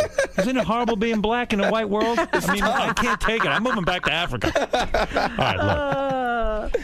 Enough. You had enough fun here. Yeah, we had a great time. Now you go out and work out for the next 7 hours. Exactly. So you can have an 8-pack. It embarrass me on that show because I have no pack. All right. Nick Cannon, everybody. Yes. Check him out on America's Got Talent and everywhere else that you see him. Yeah. And soon to be giving first looks to NBC on all of his projects. All right, we'll be back right after these words. Thanks, Nick. Thank you. Nick. Yes. May I talk to you for a brief moment? Okay. All right. You know firsthand how much work goes into doing your own radio show. Absolutely. So in your opinion, what do you think makes Howard so great at his craft? That he's just him, man. He just comes in and he's honest, he's open, and he's himself. And like obviously all the bells and whistles around him, like he's in control. When you feel like somebody's in control, that's when you know they're doing their job well. You can hear his confidence through the airwaves. Absolutely. Speaking of confidence, he grew in leaps and bounds during his first season at America's Got Talent. You think so? A little bit. Yeah, I mean, because at first it's the nerves that can shake you, right. And then once you get over the nerves, then you get to be who you are. So he probably like just the whole idea of being on television and what to do and all of that. And then once he kind of threw that out the window, he was the regular Stern that you get here every day. Is there anything you think he can improve upon for season number 2? Nah, man. I'll just keep bringing what he brought last year. Being honest, not caring how old the contestants are, what they're doing, just looking for that new star. All right, man. Cool. Thanks a lot. No doubt.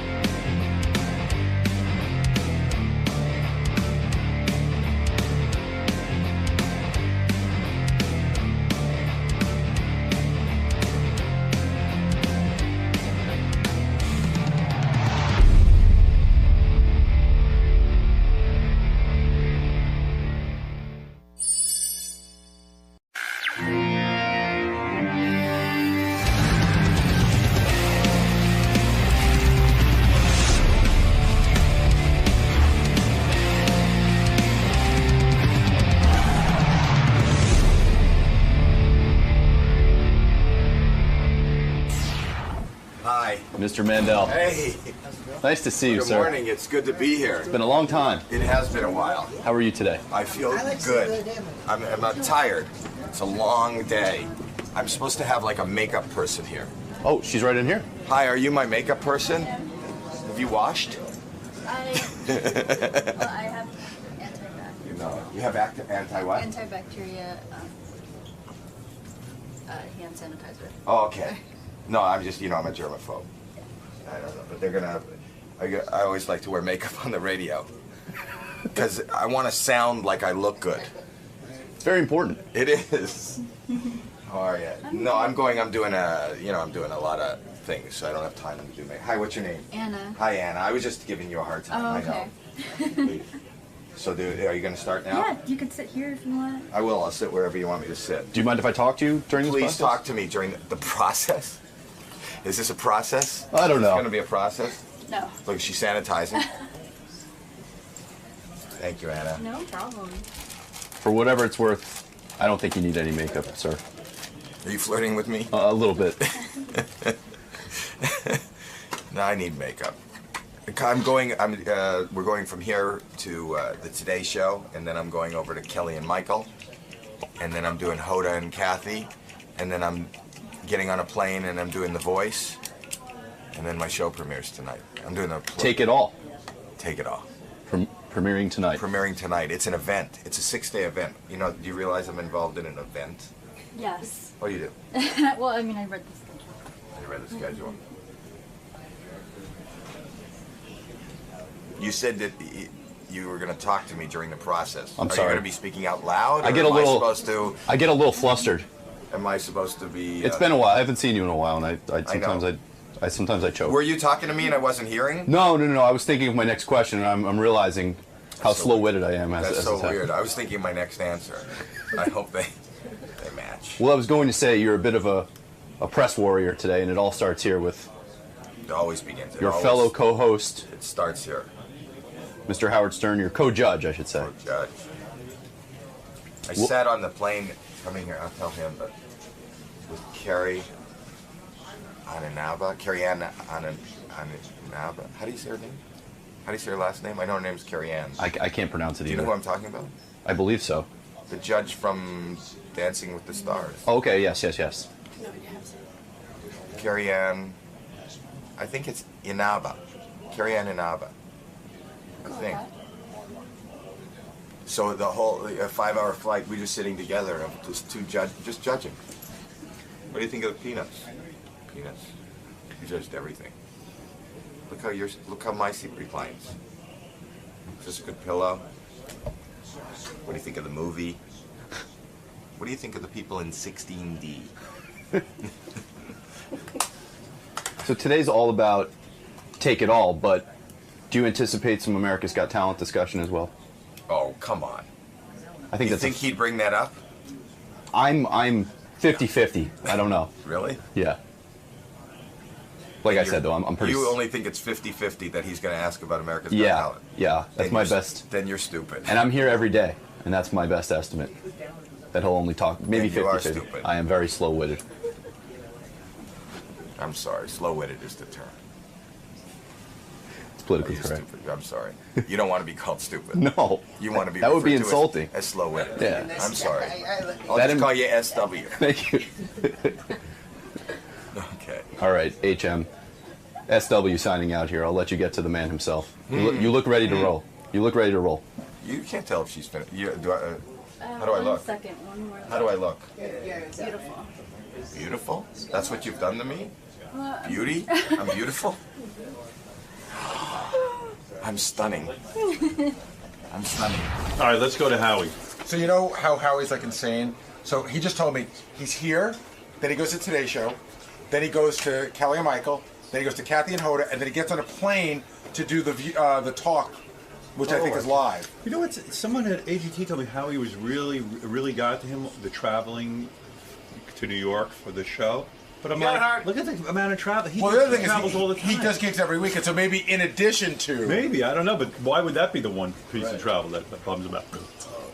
All right, Howie Mandel is here. Howie, it's so good to see Howie because I feel Howie You've and I... missed him, haven't you? I have missed Howie. Let me see him. He looks different. You know, I do miss you. No, I'm just kidding. You're not, this is outside of AGT. I'm used to seeing you at the judging panel. No. I mean, look at you. You look good. You're in shape. I'm in shape. The shape that I've chosen. I love Howie. I really do. And what is going on, Howie? Honestly, what is happening? Are you coming vis-a-vis back? AGT. I was having a hard time deciding. Right. Because of all the travel. But what does Howie have to do? Because of all the travel. Yeah, I had to travel to Jersey. Through a tunnel. I had to it took me like an hour and a half. I said this to you when we were on the air. It was very funny because Sharon and I last year would, we're neighbors. So we would go to the airport, we'd get on a plane, we'd fly for 5 hours, they'd drive us into the city, we would get changed at the hotel, then we'd have to go drive through the tunnel, go to Jersey and do the show, and we would walk into the building, and you would walk in exasperated. Exhausted. Going, can you believe there's traffic? I know. It's crazy. And you know what? I realize now how insensitive that was of me because really you guys... And then they would say to us, because Sharon and I had dressing rooms on either side, you would come in and go right to meditation and sleep. Because they took an hour trip. Right. And they would say, shh, he's resting. Don't wake up. He's resting. We just traveled like 8 hours. Well, I couldn't figure out how you weren't resting. I would be in a coma. You know what I'm doing today? Yeah, you're insane. Howie's promoting a new TV show, a game show. But before we get to that, we won't talk about it. I will talk about it. But you're promoting it. You're leaving here. Right. Then you go to the Kelly Ripa show. No, the Today Show. Today Show. After the Today Show, you go to the Kelly Ripa show. It's not called Kelly and Michael by you? Kelly and Michael. What do I know? Yes. And then you're hopping on a plane. No, then Hoda and Kathy Lee hopping on a plane, doing The Voice. The Voice? Yeah.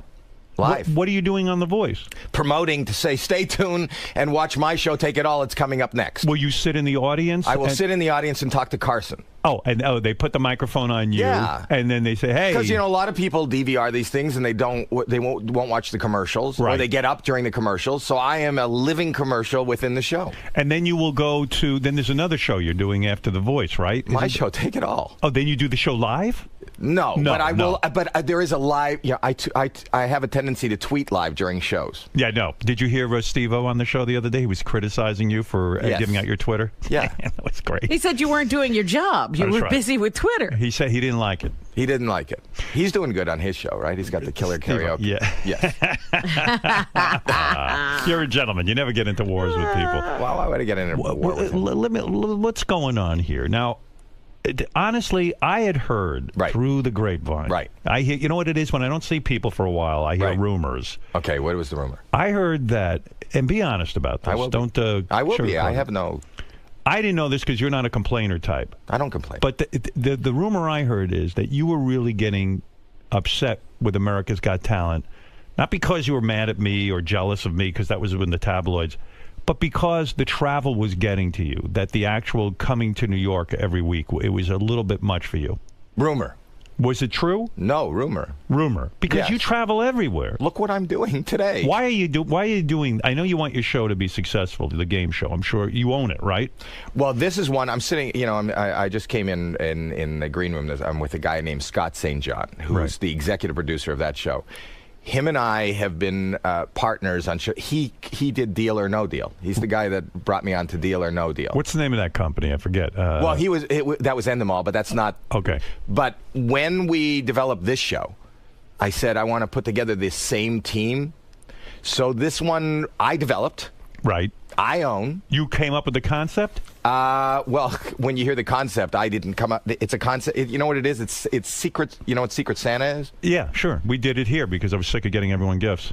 Uh-oh. Yeah, go So ahead. did I steal your idea for TV? No. Secret Santa. We all know what Secret Santa is. Right. So, Yeah. well, Secret Santa, or it's called Yankee Swap or White Elephant. You know, when you Right. go to parties and you start exchanging gifts, Yes. and then you don't think yours is good, so you steal somebody else's, and then Yes. you could take that. I thought, why hasn't this been done on television? Because it makes up for a whole party. What if you made it for hundreds of thousands of dollars and people could steal from each other? So, in other words, I go on the show. I'm a contestant. Right. You're the host. Right. I win a prize. No, you just take a prize. You take a prize. Do You I know don't- what the prize is? Or Not is it- until it's open. You know, you can open it. You pick it. There's icons. But the prizes are, so you take a prize. You go, I want the green one. We open up the green one. It's a brand new Mercedes. All right. So I just won a Mercedes. You have a Mercedes. I now own it. And I Yes. can't leave, though. I have to continue playing. Can I bow out? Can I just take my Mercedes and run? No. Of course not. There's 5 contestants. Right. Then somebody else gets something, or they come out and they go, I want your Mercedes. And they could have gotten a shitty prize. Well, or they can take yours unless you want to. Now, if I just won a Mercedes, the guy says, I want your prize. I get him my new Mercedes, and I drive over him and kill him. And then I would win the show. You've seen the show. That's right. No, but No, you what know, happens? people, So okay. so I get a Mercedes. The Right. other guy has, I don't know, a washing machine. Yeah. And Whoever ends up at the end of the round with the least valuable prize gives it back and goes home.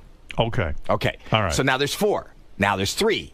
Yeah, but And then how there's do 2. how do they How get do my you prize? get? Yeah. What do you mean? In other words, how does some guy end up with my Mercedes? I have to give How it to does him? somebody wind up with everything? No, Yeah. you come out. Yeah. I've got there's 5 players, 5 ahead. prizes. This Okay. is fucking complicated. No, it's not. How did you pitch this This to is the network? easier than Deal or No Deal. Well, Is because it? you keep asking questions. Deal Yes. or no deal was easy. No, I gave this a is suitcase. easier. This is easier. You get my. Explain it again. 5 players. I got a Mercedes. If you let me talk, it'll be easy. Well, why would I let you do that? Okay. All right, go ahead.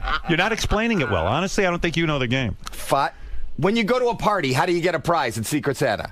Someone says, here's a prize for you. Right. Everybody picks one. Right. But how do you you could steal from each other, right? Can you? Yankee Swap Yeah. or White Elephant, yeah. How do you steal from each other? You go, you know what? Do you want to open one of the unopened gifts, or do you want to take Howard's gift? But let's say I have a Mercedes already. I would Right. stop, and I'd say, I don't want to give up my gift. You can't stop. Well, here's what you can do. We do have one thing. It's called a lock. If you want to lock it and nobody can steal your Mercedes, you can lock it. But you can only do that once a whole game, right? Okay. So now you want your Mercedes. I say I want your Mercedes. You say you don't want me to take it. So Right. then I open up the next one, and I get a hovercraft. Okay. Do I want that? Is that good or bad? You just locked in your Mercedes. Right. Yeah, fine. I'm Now, happy. like I did on Deal or No Deal, I reveal the values of the prizes at the end. I see. Whoever has the least valuable, maybe the Mercedes is worth less than a hovercraft. You have to give back the Mercedes and go home. I still don't understand, though, how you steal somebody else's prize. Here's what. Well, you take it. You What do didn't you mean you hear take him? it? You mean you just take it? Yeah. Yes. You mean I'm playing against you and you can just take my prize? And then why can't I take it back? You can't take immediately back, but you can take it after the third guy. You know, you can take. I'm fucking confused. Really? I'm confused. Robin, are you confused? I'm following this. I'm following it. Okay, but here's the best part of the No, game. you're not, Robin. You're lying. I am. Here's the Here's best part what of the he game. said. Ugh. Okay, Yeah, go. let- No, let- Robin, you're explain doing- it. you're doing Robin, a explain horrible- All it. right. You're doing a Here's the horrible deal. promotion. Right, go ahead. You come out. Right. You're contestant number 1. Right.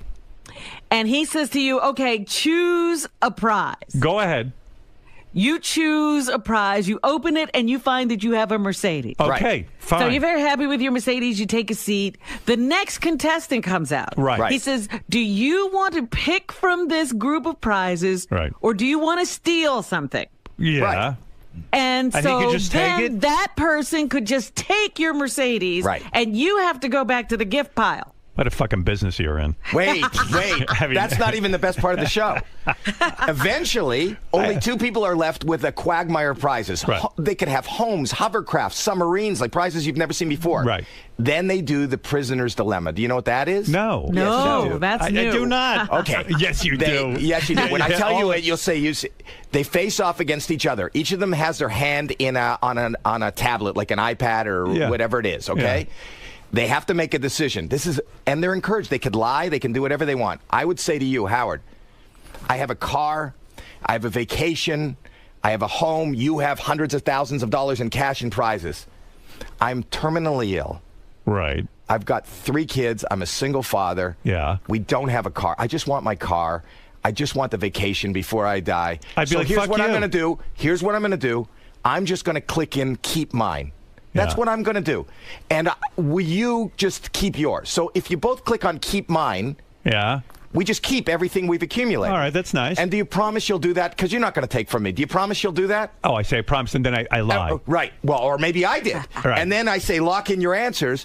Then I switch to take it all. You felt really bad for me. You put keep mine. I take all my prizes. I take all your prizes. Wow. And you end up with nothing. Look at you. Yes. If we Is both anybody falling for some sob story? you will not believe this is the most Really? amazing. This is Deal or Let No me Deal. understand something. So, tell Meets me The how to- Price is Right meets Jerry Springer. I mean, we had to have armed guards. People, are going to kill each other. I am telling you, you Really? have never seen. I'll watch this. People are. What if they both say take it all? They both end up with absolutely nothing. Nothing. Nothing. Bunch Wow. of greedy pricks. And we're giving away more money in this. We've done 7 hours. This is an event. Don't This is you not- hate people though? Like working with all these people and being on stage with them and running a game show. You don't like people really. I'm not. I don't socialize, but I'm fascinated by people. This is good for you. This is a social experiment. Deal or No Deal. Deal or was- No Deal had a lot of hot women on it too. Is there any component? Models? Models. Are there any Yeah. models on this show? We have one prize announcer, and there was a bunch of hot people in the audience. Do you pan over to the audience when things get slow? You know how they do these things, just Right. like they do on AGT. The people that sit close to the camera seem to be good looking. There's a live audience? Yes. And what is the show? An hour or a half hour? It's 1 hour every night, starting tonight after The Voice. It's for 5 straight nights. 6 And they're testing next it. Monday. Is this a test in a sense? Because You know, in other that's- words, this isn't a regular time slot for you, is it? This is the way we launch Deal or No Deal. NBC seems to be so excited and so supportive of it that they've put it on. They were launching it right after The Voice. There's no stronger show on the network right I mean, now. If the show goes on tonight, Right. and I know you worry about ratings, everybody does. That's why I'm here. That's right. Absolutely. They're going to put it on for 6 straight nights. That's correct. And following The Voice is a huge smash hit show. Right. You should be able to hold some amount of that audience. I hope so. If you don't, will you want to kill yourself? Will you become suicidal? I won't be suicidal, but I'll be incredibly depressed, and I will up my antidepressants. How do you're on antidepressants. You I make am. no secret about that. What do you take? My doctor told me not to say because Why? because then people go, oh, you know what, maybe that'll work for me, and then they No go one's going take to it. say that. Nothing's going to work. I'm for on you. an antidepressant. I'm not going to give my milligrams. What or is it? How many milligrams? A lot. Is it a lot? Really? Yeah, I am on. What does it do for you, this antidepressant? You don't strike me as I'm functioning. You don't strike me as a depressed guy. I've worked I with get you. very depressed. Really? You can't function without this? Maybe it's because Probably you don't not. fucking take a break. You know, I see this guy when I work with him. He comes off a plane. He's in the halls. He's entertaining everyone. Then we get out there and entertain everyone. I said, why don't you just calm the fuck down? I said that to you. Rest, like Howard. No See, wonder I'm you're afraid I was depressed. trying. I tried that meditation, which I think it's really hard. I can't do quiet time. Yes, you can. No, because then it gets noisier in Did my you head. try TM? I did. Transcendental meditation? Well, I didn't go to the yoga. I Yeah, knew you it. didn't try. You didn't do what the fuck I told you to do because you laugh at me and you don't even I treat didn't me laugh with at respect. you. You do. I respect you, Why and didn't your you whole go to family does it. transcendental meditation? I told you to try it. I will, Do but it. I haven't had a moment. It's especially Yes, for you have. people like you. No, because you have to. Because I got a number from a guy who says that I need 2 days or something, or 3 days. You need an hour a day. No, to learn. No. He me. meant to learn. But to train you, you need an hour. No. he said They we have won't to do come. that. They have to come back for checking and all that stuff. Howard. I learned in a weekend when I was 18 A years weekend? old, and I went for an hour on a Friday night, Right. an hour Saturday afternoon, and an hour on a Sunday. Excuse me. He doesn't, oh my God. Yeah. He's, what's in there? I got a little Well, hoarse. whatever it is, it's out here. Yeah, it's on Howie now. You're really taking that many antidepressants? I take one, but I take a nice dose. Nice dose. But I'm fine. But I have, the other issues too. So. If you think if you didn't take an antidepressant, would you be suicidal? Do you think? I don't know. Have you ever tried to kill yourself? No. Honestly. When did you start this? Years ago. You Really? did? Because of the OCD? I don't know. I didn't diagnose myself. Yes. Who put you on this? A psychiatrist? Yes. And do you Who see else the would it be? psychiatrist? No, a caterer. No, come on. Did you see? Do you see the psychiatrist? Do you sit on a couch and talk? Yes. Oh, okay. Well, Do you want I to be go to a married? therapist also. Do I what? Do you want to be married? Yes. You My do? wife is. Is it your wonderful. marriage that's upsetting you? No, no. She's my savior. My wife. I've been with my wife for like I know. 35 years. I'm trying to more figure than- out what you're depressed about. I'm okay. Well, depression isn't necessarily about a thing. Sure I'm it okay. is. We went from take it all to I've got nothing to live for. I've seen guys do a dance when they get divorced. Really? Did this happen when you lost your hair? I don't know. I'm getting with the music. All and right, everything. get back to the game show for a Can second. you imagine if they did that in the therapy office and There was music. Here's my life. Oh my God, it would be fantastic. Everything should be scored. So Go ahead, the game. Let's get back to how you pitch a game show. Right. You know the people at NBC because you're on America's Got Talent. Yes. Do I you pitched pick Paul. You called Paul 𝗬𝗓, who's in charge of America's Got Talent, and you said, "Hey, He's in charge of all alternative programming at NBC. You know that. Is that what he does?" He's in charge of SNL, late night also. Oh, I didn't know that. He's in charge of your buddy Leno. He's in charge of SNL. Is He's he in really? charge of every special. He's in charge. Yes. Him?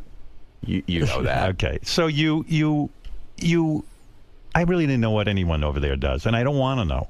Him and Meredith. Meredith too, right? Yes. So you went in and did you pitch them the idea? I actually went in and played the game. You played the game for them. That was the pitch. Against them. With them. I said, you pick something, and whoever has the least valuable thing, I'll knock out, and then at the end we will play that, we'll face off in that take it all round. In all seriousness, no joke, it seems to me you're cursed in a way. Why? Because even your TV show on Fox, they never gave you a regular time slot. Mobbed? Mob. It's coming back in yes, January. but it was always like, and you even said this to me, it's always on at a different time, and it's always moved around, and this and that. And with this, they're doing a 6-night viewing. You can't ask for a better... Yes, but you need a regular time slot with a game show. Well, maybe no? it'll end up with a regular time slot. And Mobbed is coming back in January on Fox in a regular time slot. Oh, it is? We're doing 5 more. Yeah, Okay, but I'll talk about that in another time. All but right. But that's a big show, and that's... I think I'm doing well, but you make it seem like this is a very big No, problem. You're going to leave here thinking you're a loser. No, I am. Now I'm starting to get depressed Maybe again. did you start taking these pills when you met me? I felt good, and then I came and saw you. So you pitch it, and they say, we're going to put it on for 6 nights, and we're going to see how it does. Have they given you a number, a rating number, that they feel you should meet in order for the show to get picked up?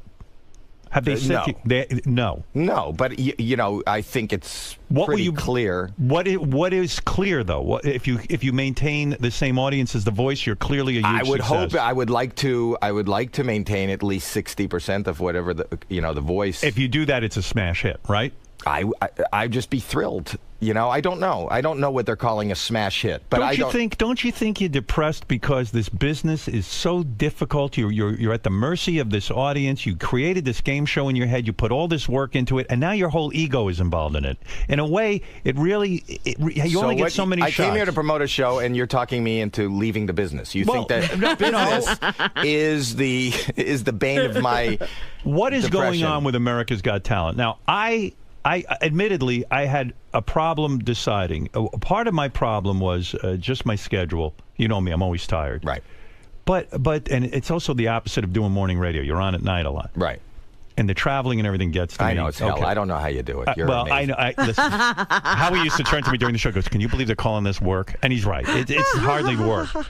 But you should go back to carpet sales. You were so good at it. I was good at it. But you, in other words, now part of my decision was I enjoyed working with you and with Sharon. Right. Sharon is gone. Gone.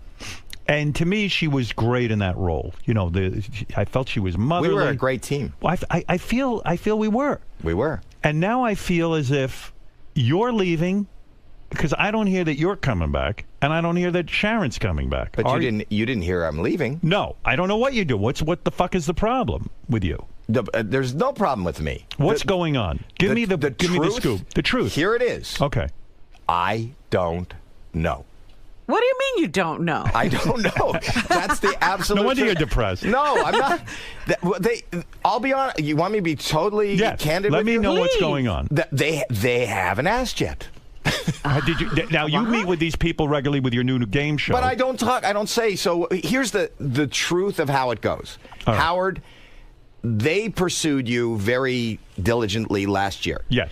And your deal was such that you signed a 2-year deal. And correct me if I'm wrong. I signed a 1-year deal with an option for a second year. I said to them on a handshake that I would come back a second. I don't know what I actually said. Okay, but here, you know what? I never You don't even know looked what at. you I don't know said? what I signed. No, but you signed a 1-year deal Yes. with an option that if you had a good time and you wanted to, you would make up your mind Yes. and come back. That's right. Something like that. Yeah. Yes. Yeah. Yes. Yes. Yes. Which is an unusual, but that's not how the show works. And if you enjoy this year and you want to come back next year, it'll be different. Yes. So traditionally, at this time of year before the holidays, we don't know. You know, we don't know. Sharon's never known. I've never known before the holidays. I think that you made a decision. You got ahead of the ball and crafted your own announcement now. Yes. They would make the announcement later. There's a lot of changes going on. You know, the executive producers have been changed, a lot of them. Yes. I haven't met the woman that is now running the show with Jason. Me neither. Right, but you had a contract where you could make that decision. I don't even want to meet anybody. Here's what I would say. Right. I would love to do it. Yes. I would love to work with you. Yes. And if they ask, I will be there. Right. All right. Okay. So, in other words, You we're want waiting. to do it. We're Yeah. waiting to find out because I know you love doing it. I do love doing it. It's a Right. great job. I would love to do it. And we know that now that you've signed on, it's back here in New York. I would love to come to New York. And I love the show. I love working with you. But I take it that if you're not back, you'll be happy because this game show is something that you're very passionate about and you have ownership in. Well, I have ownership and Take It All, but I would love Take It All to go, but there's nothing precluding me from doing both. Well, they must like you because I'm doing that. I'm doing the show on Fox. I'm doing Mobbed. I could do a lot of things. They must like you because they're giving you a game show on the network, so therefore they I have like a you. really good relationship with everybody at NBC. I love NBC, and I feel, I've been doing shows at NBC since St. Elsewhere. Right. You know, So you would be surprised if they didn't come to you and say, okay, Howie, it's time to sign up for another year. If they didn't do that, would I be surprised? Yeah. I would. I'm never surprised in this business about anything. You know what? I'm going to go on record. I love working with you, but if they don't sign you, right, I hope it's a really hot guy who replaces you. Hotter than me. Hotter than you.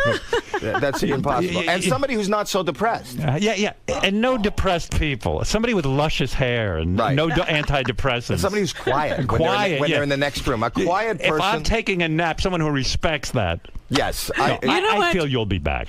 I would love to. You know, from your mouth to God's ear. You know, and you know, it's just, this is normal. This is business as usual. Every year. Wait a minute. What? Do you think Piers was in the same position, or was he an automatic yes? Nobody's an automatic yes. Really? Nobody. And I say this with, and it's not even, you know, they change They've changed their management. They've changed they change schedules. Yes. They change everything. That's what television is. And, you know, I love doing the show. When I got asked to do it every year, I didn't know whether I was going to be there until maybe January or February, because we start in March. You ask Sharon, she'll tell you the same thing. Right. And if you should enjoy this year. When do you find out if you're really going to I'm telling you, January or February. Yeah, Okay. they start in March. And that's, if you want to do a third year, that's what you're going to do. Your agreement allowed you to make an early decision on your own. I see. Aside from everybody else. So What about Nick? Nick is announced. back. Nick is back. But the reason that Nick has to be back and announced now is because they're actually taping right now. He has to be there for the preliminary show. You know all those scenes where you see him in the crowds and they're at those towns. They're shooting that now. That's right. I see. Listen, I'm going to take a stand right now, if I may do this on your behalf. Please. If Howie doesn't get asked back, I'm going to write a very mean tweet. Really? That's right. And I don't do that a lot. But for you, I would do that. You would tweet for me. I would make an anti-NBC tweet. That's right. Well, Very vicious. I would never. I feel you'll A be vicious back. tweet. I feel you will be. I would love to. I the way love you're everybody at explaining NBC. it, I no, love the show, and this is not any different than any other year. I see. And they have my phone number, and I see them every day. I will see them tonight at The Voice. I see. You know, then I hope everybody and all your listeners, you know what, watch the show tonight. And there's also a play along. They can play along and win thousands of dollars because you can guess you can guess the prices, which one is the least valuable. Well, you're in all full sales mode. I mean, this is a big night for you. You're not screwing around. Well, it's his show, Howard. Oh my God! Yeah. Tell me how this works financially for you. Yeah. When you say you pitched the game show, you created the game show. Right. If this thing developed, if this thing takes off, do you own a piece of it? In other words, absolutely. All right. If it goes into syndication, you own a piece of it. Like not syndication. In other yes. The format.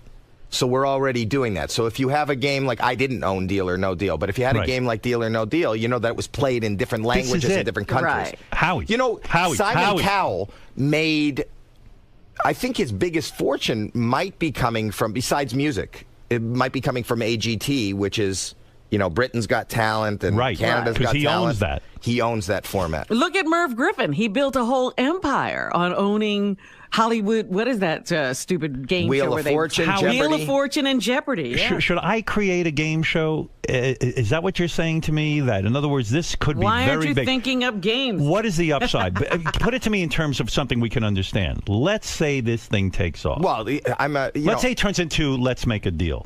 Universal and NBC own a bigger part of it than I do. Understood. Do you own 10% of the thing? I think I do better than that. Maybe 15 or 20. I think I do better. I could make a lot of money. I mean, it's you could become a billionaire from this, feasibly, conceivably. Well, I don't know. I don't know where that. You know, there's no end to what could. You could either end up killing yourself. You could end up killing yourself because the thing tanks, or you could end up being incredibly rich. This is exciting. This is the game. Come on, let's all make Howie Mandel a power broker. This is the game show. It's up to all your listeners to watch tonight. To keep you from killing yourself. To keep me from... Just keep me alive. If the show fails, you will kill yourself. So this is a very high stakes. There's a chance. Yeah. I could... You know, sometimes working with you on America's Got Talent, right? I noticed, especially toward the end, you become... Now, maybe I'm starting to understand why you're on an antidepressant. What happened at There's the end? things with Howie's personality where all of a sudden you think he's angry with you. Like maybe that's your personality that you're a little neurotic. I wasn't the only one. Listen to me. I wasn't the only one. What? You're an incredibly friendly guy, nice, easygoing guy, and then all of a sudden you kind of go into this mode where you kind of shut down. Like, I'm not kidding. I'm being honest with you. Okay. You get like closed off, like it's hard to even talk to you, and then you'll even like turn your back on somebody while you're talking to them and stuff. No, really? I never did that. Yeah, I'm telling you, I'm not the only one you did this to, and I started did that to think, you. Yeah, you kind of turn off. Howie, listen to me. And you hit people. No, you never hit anyone. But there's something that goes. Are you serious, Howard? Yeah. There's something that happens with Howie. He's not Mr. Happy-go-lucky all the time. No, I'm not. I'll tell you that. I've seen it I happen. get pensive, and I get, Yeah. but sometimes things will click in my head, but I'm not angry at anybody. Yeah, and but who knows? But now that you tell me that, I don't want to offend anybody. No, it's not offensive. It's well, it is offensive. Well, but it is offensive. Yeah, but I worry about So I'm you. offensive. I'm depressed. Yeah, I see the thing that you're battling. Is this think. spot doing good for me and my life and my? I don't know. I'm telling you, I see what you're talking about. You see what I'm talking about? Yeah, I saw it happen at AGT. You get this thing going. We were working together? Yeah. I saw it backstage, especially after the show. Well, I'll tell you, sometimes, and this is totally honest, in quiet time, when I'm not working, that's why I work so much. Then I get, work for me is a distraction from the... But do you know what I'm talking about? No. You didn't sense you got into this kind of mood. Well, I fight depression and I fight anxiety and I fight all that. So maybe that's what you Tell me about your depression. What happens to you? Like, do you start having suicidal thoughts? Yeah, I feel you're in danger here. Are you trying to make the? Is this the power of suggestion? No, you want me to just off myself? No, of course not. Do you have suicidal thoughts? No. But you get incredibly what? Sad about life? It becomes really hard to function. Explain how that happens. What happens to you? Maybe I have this. What do you mean it's hard to function? I mean, I think every day I turn my back on people. No, well, you do that. You do get like that. I did not. Several people noticed it, not just me. Tell me who. I don't want to out them. I don't want to out them. Tell me they who all said came that. to you, Howard? Tell How'd me they who get said to that. you? No, be honest with me. I want to better myself as a person, and I feel bad I offended somebody. There was only one person. Tell me who said that. And he didn't feel offended. It was a he. He didn't feel offended. Tell me who it was. He just said, Ronnie. he goes, gee, what's with Howie? He goes, no. He said, we used to pal around, and all of a sudden he started to kind of turn. I go, I think it's his depression. Who was palling around Tell me with who you? it was. All right, it was Sharon, Nick, Paul Telegdi, and Jason Raff. Everyone at the It wasn't. No, was it really somebody? It was tell me one who it person. was. I'm not going to tell you, I said. Why not? Because why do I have to be honest and open confidence. about everything, and you can't? Because you're the guest. If I was on your show, I'd be honest. But you know what? I will make them feel good. Tell me who it is. No, because I will approach never them. tell. I will never tell. It rhymes with. I won't do it. I won't do it. Let's phone them. It was a guy, right? Let's phone them. It was a guy. It was a guy. Somebody who works on the show. It was a guy. It was a guy. I'm not going to even go any further than that. So I wasn't the only one picking it up. Well, now what's going on? Neurosis. You're making me crazy. Seriously, tell me who it was. Nobody. Will you tell me off the air? No, of course not. Please. I'm making it up. Oh, you are? Yeah. Why are you doing that? Who did he talk to? This is a fragile... Listen to me. Yeah. I want to know what's going on inside you. When you're not on your medication, what happens? My OCD flares up. Yes. That's the hardest thing. Right. And that makes me depressed. I can't get past things, you know what I mean? Do you take things to heart? Oh, I'm a mess. Yes. What do you think it is? Why are you such a mess? Seriously, what do you ever... I believe it's a chemical imbalance. You do? You think there's something chemically wrong with you as opposed to the way you were raised? Not the way I was raised. I was raised very loving and supportive, and... You really believe that? Do I believe that? I've met your mother. I'm wrong. She's very mean. No, she's a lovely woman, but I don't know what the dynamic was there. No, the dynamic with my parents was very good. Was very she too involved with you, your mother, maybe? Was she too involved? Yeah, was she overly on top of you? Maybe that's what all this is. You feel you can't function. I was always on top. Do you feel you can't function? Do you feel you can't function without your mother? God. Seriously, is that what's going on here? No. I see her around you all the time. I have a healthy upringing. I never saw a guy run around with his mother that much. There is a thought. Much, I will tell you something. Yeah. There is a thought. There is a study, and I'm adhering to this at this point, that the OCD, there is some connection between OCD and strep. And I had a lot of ear infections and strep throat. I almost missed a year of school. Right. And there is some, at UCLA, there is some study that is connecting that issue with people who have OCD. Really? Yes. I had a lot of that too. What, you had Cold. ear So infections? did I. Yeah. So did Well, not I. just But a I don't cold, have but a either really of your infection. problems. Robin has that. What? No, I used to get now strep you're all with the me, time. and then Robin goes, so did I. That's Yeah. not it. That ruined it. Everybody There's had a no lot of good cold. feeling here. I'm going to start my day, this marathon day, in depression. Don't miss Howie Mandel hosting Take It All tonight and all week at 9 o'clock on NBC. Do you know how hard it was for me to even... Let me just tell you something, why I believe in this game. Deal or No Deal is the biggest success I've ever had. From everything I've done, from St. Absolutely. Elsewhere and stand-up and everything. Why is the show no longer on the air, do you think? I ran its course. We did 500 episodes. Ask the executive producer. He's here. Deal or No Deal did 500 episodes. Right. And you think it just burned out? I think, people had seen it. We opened cases. This has got all those elements plus more. I promise you, I was offered almost every other game show since then when my show went off the air. I said no, I had no interest. Like what? What were you offered? Talk to me about one that you passed on that has been a huge hit. I don't know if it's been a huge hit. Nothing else has been a huge hit. But I think they talked to me about Minute to Win It and a few other shows. I don't want. Why didn't you take them? Because I'm not interested in asking people to do stunts. I'm not interested in trivia questions. I'm not interested in You don't want to host killer karaoke? No, but it looks funny. All right. But I didn't want to do that. What I loved about Deal or No Deal and fell in love with is you didn't need any skill. You didn't need to do trivia. You didn't need to do. It was just about people and people at the Ross. That's true. This is the first show that has that, and I said I'm going to do this. I didn't have to do this. I was selling it. I sell shows that I'm not in. How many?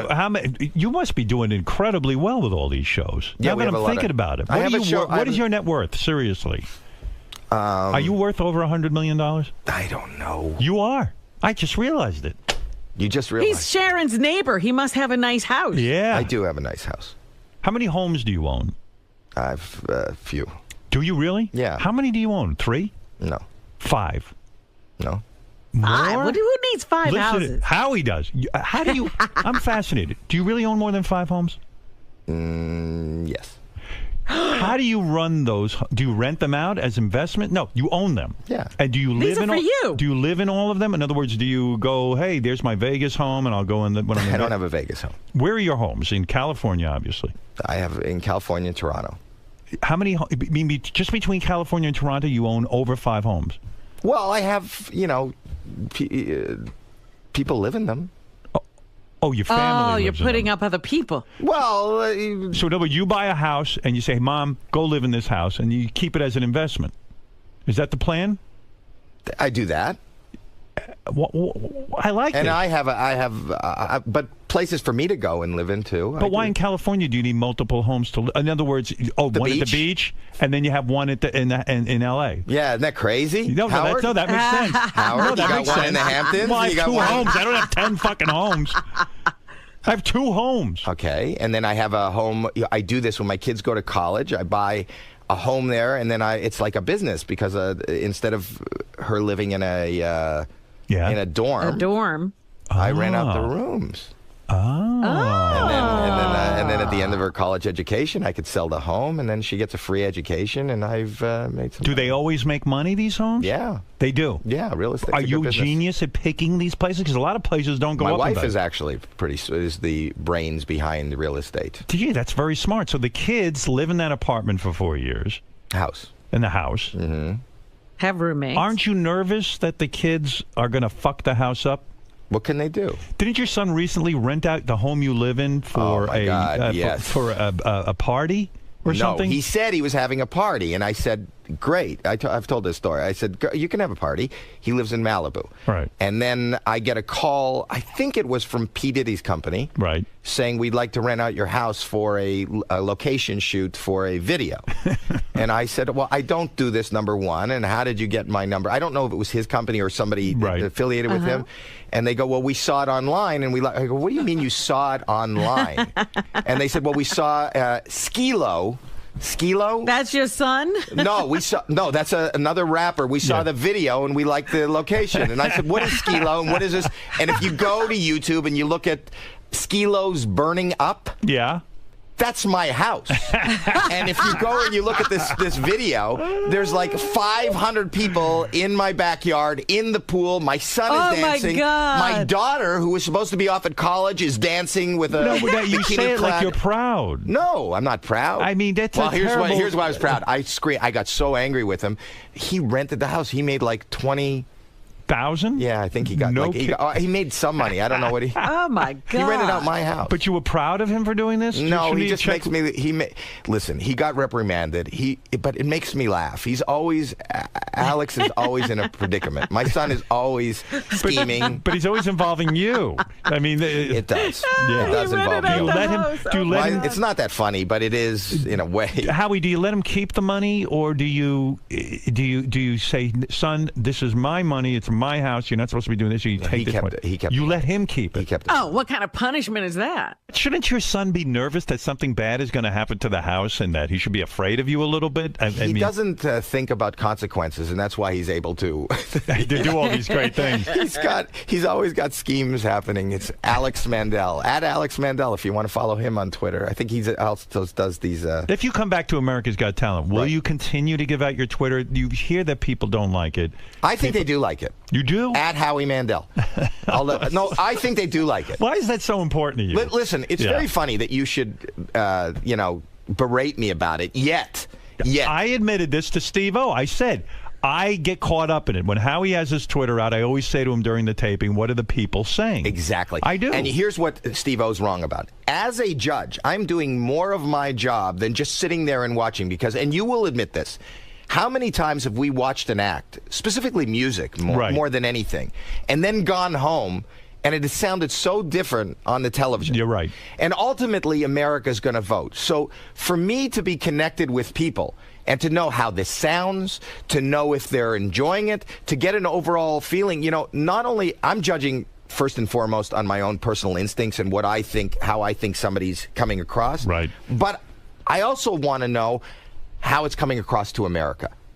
And, if they're, and maybe even, do they agree with what we're saying? But I feel it does slow you down and influence you. It's people don't necessarily I'll tell you, Twitter does influence me, but it doesn't slow me down. I think I have a whole other scope to come from. And I always give out my Twitter handle because in real time, I'm getting a sense of what I'm doing. And, aren't we in a business where we are entertaining or informing the people? Yes. So, but right now, you and me are talking. I have no idea how the people are receiving this. So if they Why aren't you checking your Twitter? I checked the Twitter. They don't like what you're saying. At Howie Mandel, tell me what you think about this. And tell your friends to watch Take It All tonight on NBC after The Voice. Now, I would think... things were really bad between you and Piers, because I would think that you would promote your new game show on his CNN talk show. But you used to say, publicly, Piers just doesn't like me. I think he didn't like me. Right. I will admit he didn't like you. He told you? Well, I could just tell his... I don't think he liked me, but I realized that it was television, and I was happy to play it up and be annoying to him. And you know what? It was uncalled for, I think, his disdain for my opinion and who I was. But one could say that you have certainly done way more in show business than Piers Morgan. I mean, if you're going to evaluate a judge on what they've done in the business, you've been on television, the movies. You got a stand-up career. You've done it all. I have done it all. It was very unfair of him to say that your opinion doesn't count. He might disagree with you, but your opinion certainly counts. Well, what I loved about you and me working together is there was many times where we did vehemently disagree. Yes, but I think we had a mutual, not begrudging. I think I have a huge respect for what when you see somebody who's built a career and has a following and has sustained for this amount of time, you got to respect that. You respect that. I also respect the fact. Here's what I respect the fact of. What? Even as well as I do in whatever I do, if tonight on Take It All, if 20 million people watch the show. Right. It would be unheard of. Right. Okay. At this point, but in my mind, There are 300 million people in this country. That means 280 million people decided not to watch it. I'm right with you. You're always going to be at a loss. Yes. I respect the And can fact you that believe- somebody doesn't like or has no interest in something that I'm interested in. Can you? But wait a minute. I get defeated. I can't believe that all of America would be interested in everything I have to do. I can't believe it. It drives me fucking crazy when all 300 Well, that's million what keeps people are you not there. striving, because there's still 280 million people out there to get. But you know, I think Howie laugh at develops. that. I think Howie develops all these shows because he just likes giving out his Twitter, and that's what this is all about. You don't Twitter so much anymore. I follow I you, know, and you don't do anything. I'm going to get back into it at some point, but I don't know. There's so But much wait a minute. negativity. Oh, you know, maybe that's why I'm so depressed. Yeah, because I'm people sure go, "You maybe that's suck, it, you-" yeah. I won't even read it anymore. As soon as I go on there, But you know I'm addicted to that? Yeah, but they shit on my wife. They shit on me. Me too. and I just am like, why would I put that into my day? I get enough shit all day. But I kind of maybe it's too much. I'm obsessed about trying to figure out what it is that turned them off. And as a stand-up, you can play Radio City Music Hall and get a standing ovation and see one guy in the front who's not laughing and is turned off by Yes, what you're but doing. Twitter's and you gonna focus on that. No, but the whole evening becomes about that. I walk Yes, off but the Twitter's going to ruin you if you keep checking it, because you are unique and you do your own thing, and it has been successful. You're going to try to conform to some I know. retard's fucking It's view. caused me trouble. I talked about this once in my book. I was doing a concert, and the crowd is roaring, and there's one guy who's not even, it looks like he's purposely ignoring me, sitting in the front. He's not even looking at me. So I said to him, I said, wait, I got to be honest with you, because I'm honest on stage like you are on the radio. And I said, the show seems to be going well, but I'm having a terrible time. This fucking idiot in the blue shirt, I've been on stage for 40 fucking minutes, and he doesn't even look at me. He doesn't even look at me. He won't make eye contact. What the fuck is wrong with you? And the lady beside him says, he's blind. Oh. My heart dropped. I went, Is that true? Fuck, that's absolutely true. Wow. Absolutely true. And I went, and I said, where do I go from here? But then I just took it in that second, and I went, well, why the fuck does he need front row seats? Hey, are you? What is the difference? Why the fuck would you Who's say there a blind now? man in the front? He did that to fuck with you. Yeah. Are you following this thing with these radio DJs who pranked and the woman killed herself? And You know all what? that? Yes. And don't you I think? feel bad Because for you them. have a prank show. I yeah. do. I opened up the show saying that. I feel bad for the DJs. Oh, did you? Yeah, I'll tell you something. I clearly- feel bad for them because, and I'll say this right now, and this may be bad, I would have done the exact same thing. Sure. You're on radio. How many times have you made calls to somebody's house? All the time. Here's the thing. I feel horrible for that nurse. And Me too. as somebody who suffers from mental illness, I know that it can, and you tried to send me where that nurse Nobody's is. more mentally ill than you. I You're know. Right. But you have to say, and it's really, for people to get on the bandwagon and say that these DJs did a terrible thing, as somebody who suffers from mental illness, there's a lot more going on than this one prank phone call for this woman to have taken her life. And it was the lamest. Of course, the woman is probably had an issue. That's But all. to call a hospital and go, it's so silly ridiculous. and funny. But the ride that these DJs took, because they became from obscure to world famous, and they were on top of the world for 12 hours. Right. Yeah. To, they're just being dragged through the mud right now. I got a guy on They the were phone. fired. I got a guy on the phone. They said that they were self-exiled. I don't know, but I had a guy on the phone from Australia. He's telling me this was their first week on the air, that in fact the DJ is a guy from a reality television show in Australia. The Like Amazing Race. Yeah, it was his Oh, my first week gosh. on the air, so I think it's like, the guy's completely rocked. But I mean, it sounded like No, just, it would kill me. it didn't even sound like that good a prank call. It was just so lame. I don't know why anyone would But I kill would themselves imagine, over it. Howard, has there any, throughout your career, because you've been... Yes. I've been in trouble. But have you ever felt bad about pushing so hard where something has happened to somebody in their life after, in this 30 years, you haven't pushed somebody? As a guy, No. I think you know this. This show was responsible for 485 suicides just in 1 week. So, And you wear that like a badge of honor. and I slept like a baby through the whole thing. This Listen, show saves lives. What are you talking Are you about? kidding? I save lives. What's the matter with you? Howie, But I have something to take up with Howie. What is that, Rob? Because you talked about your judging philosophies. Right. which brought you to blows occasionally. You know, Not verbal blows, anyway. right. Verbal. Nobody blew shenanigans. anyone. I blew you once. And then I turned my back on Maybe- you and ignored you. Right. Yes. But Howie, Yes. you know, like you talk about the fact that you've built this career and the whole thing. How do you put through people like Big Barry? I've explained that many times. You know, Explain No. no, by the way- That man has no possibility of a career. You know really. what? You and wanna know Larry Bud Melman didn't have a career. He's not And Larry Bud Professor- Melman. And Professor Irwin Corey. And didn't Larry have, Bud Melman didn't have a career after Letterman stopped talking to him. Yes, he did. He Yes, had he a huge did. Where? career. He opened a Chuck E. Cheese. I saw him.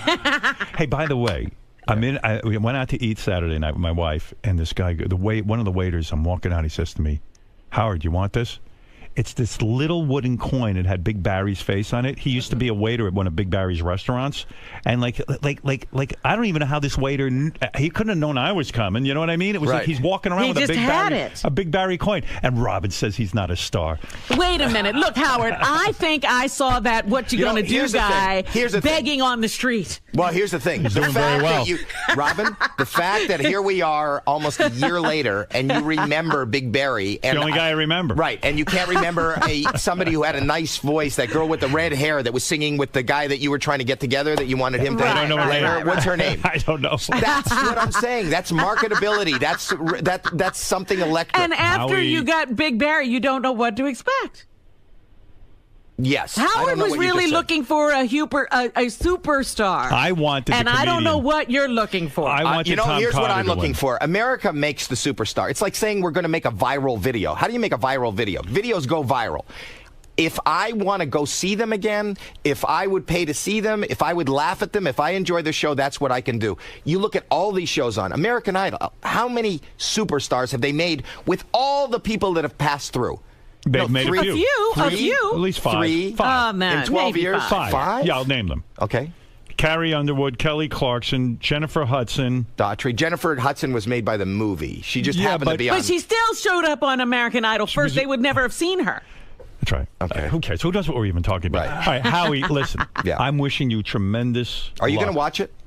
I will, actually. You should watch it. But by your explanation was so convoluted that now I have to watch it to see if I can figure out what the hell Just you're the talking least about. expensive goes home, but the face-off at the end. You got to stay at the end. You watch, figure out if people are lying and how they're. I you know. hope you get over your depression. I wish that for you. I will. The minute I.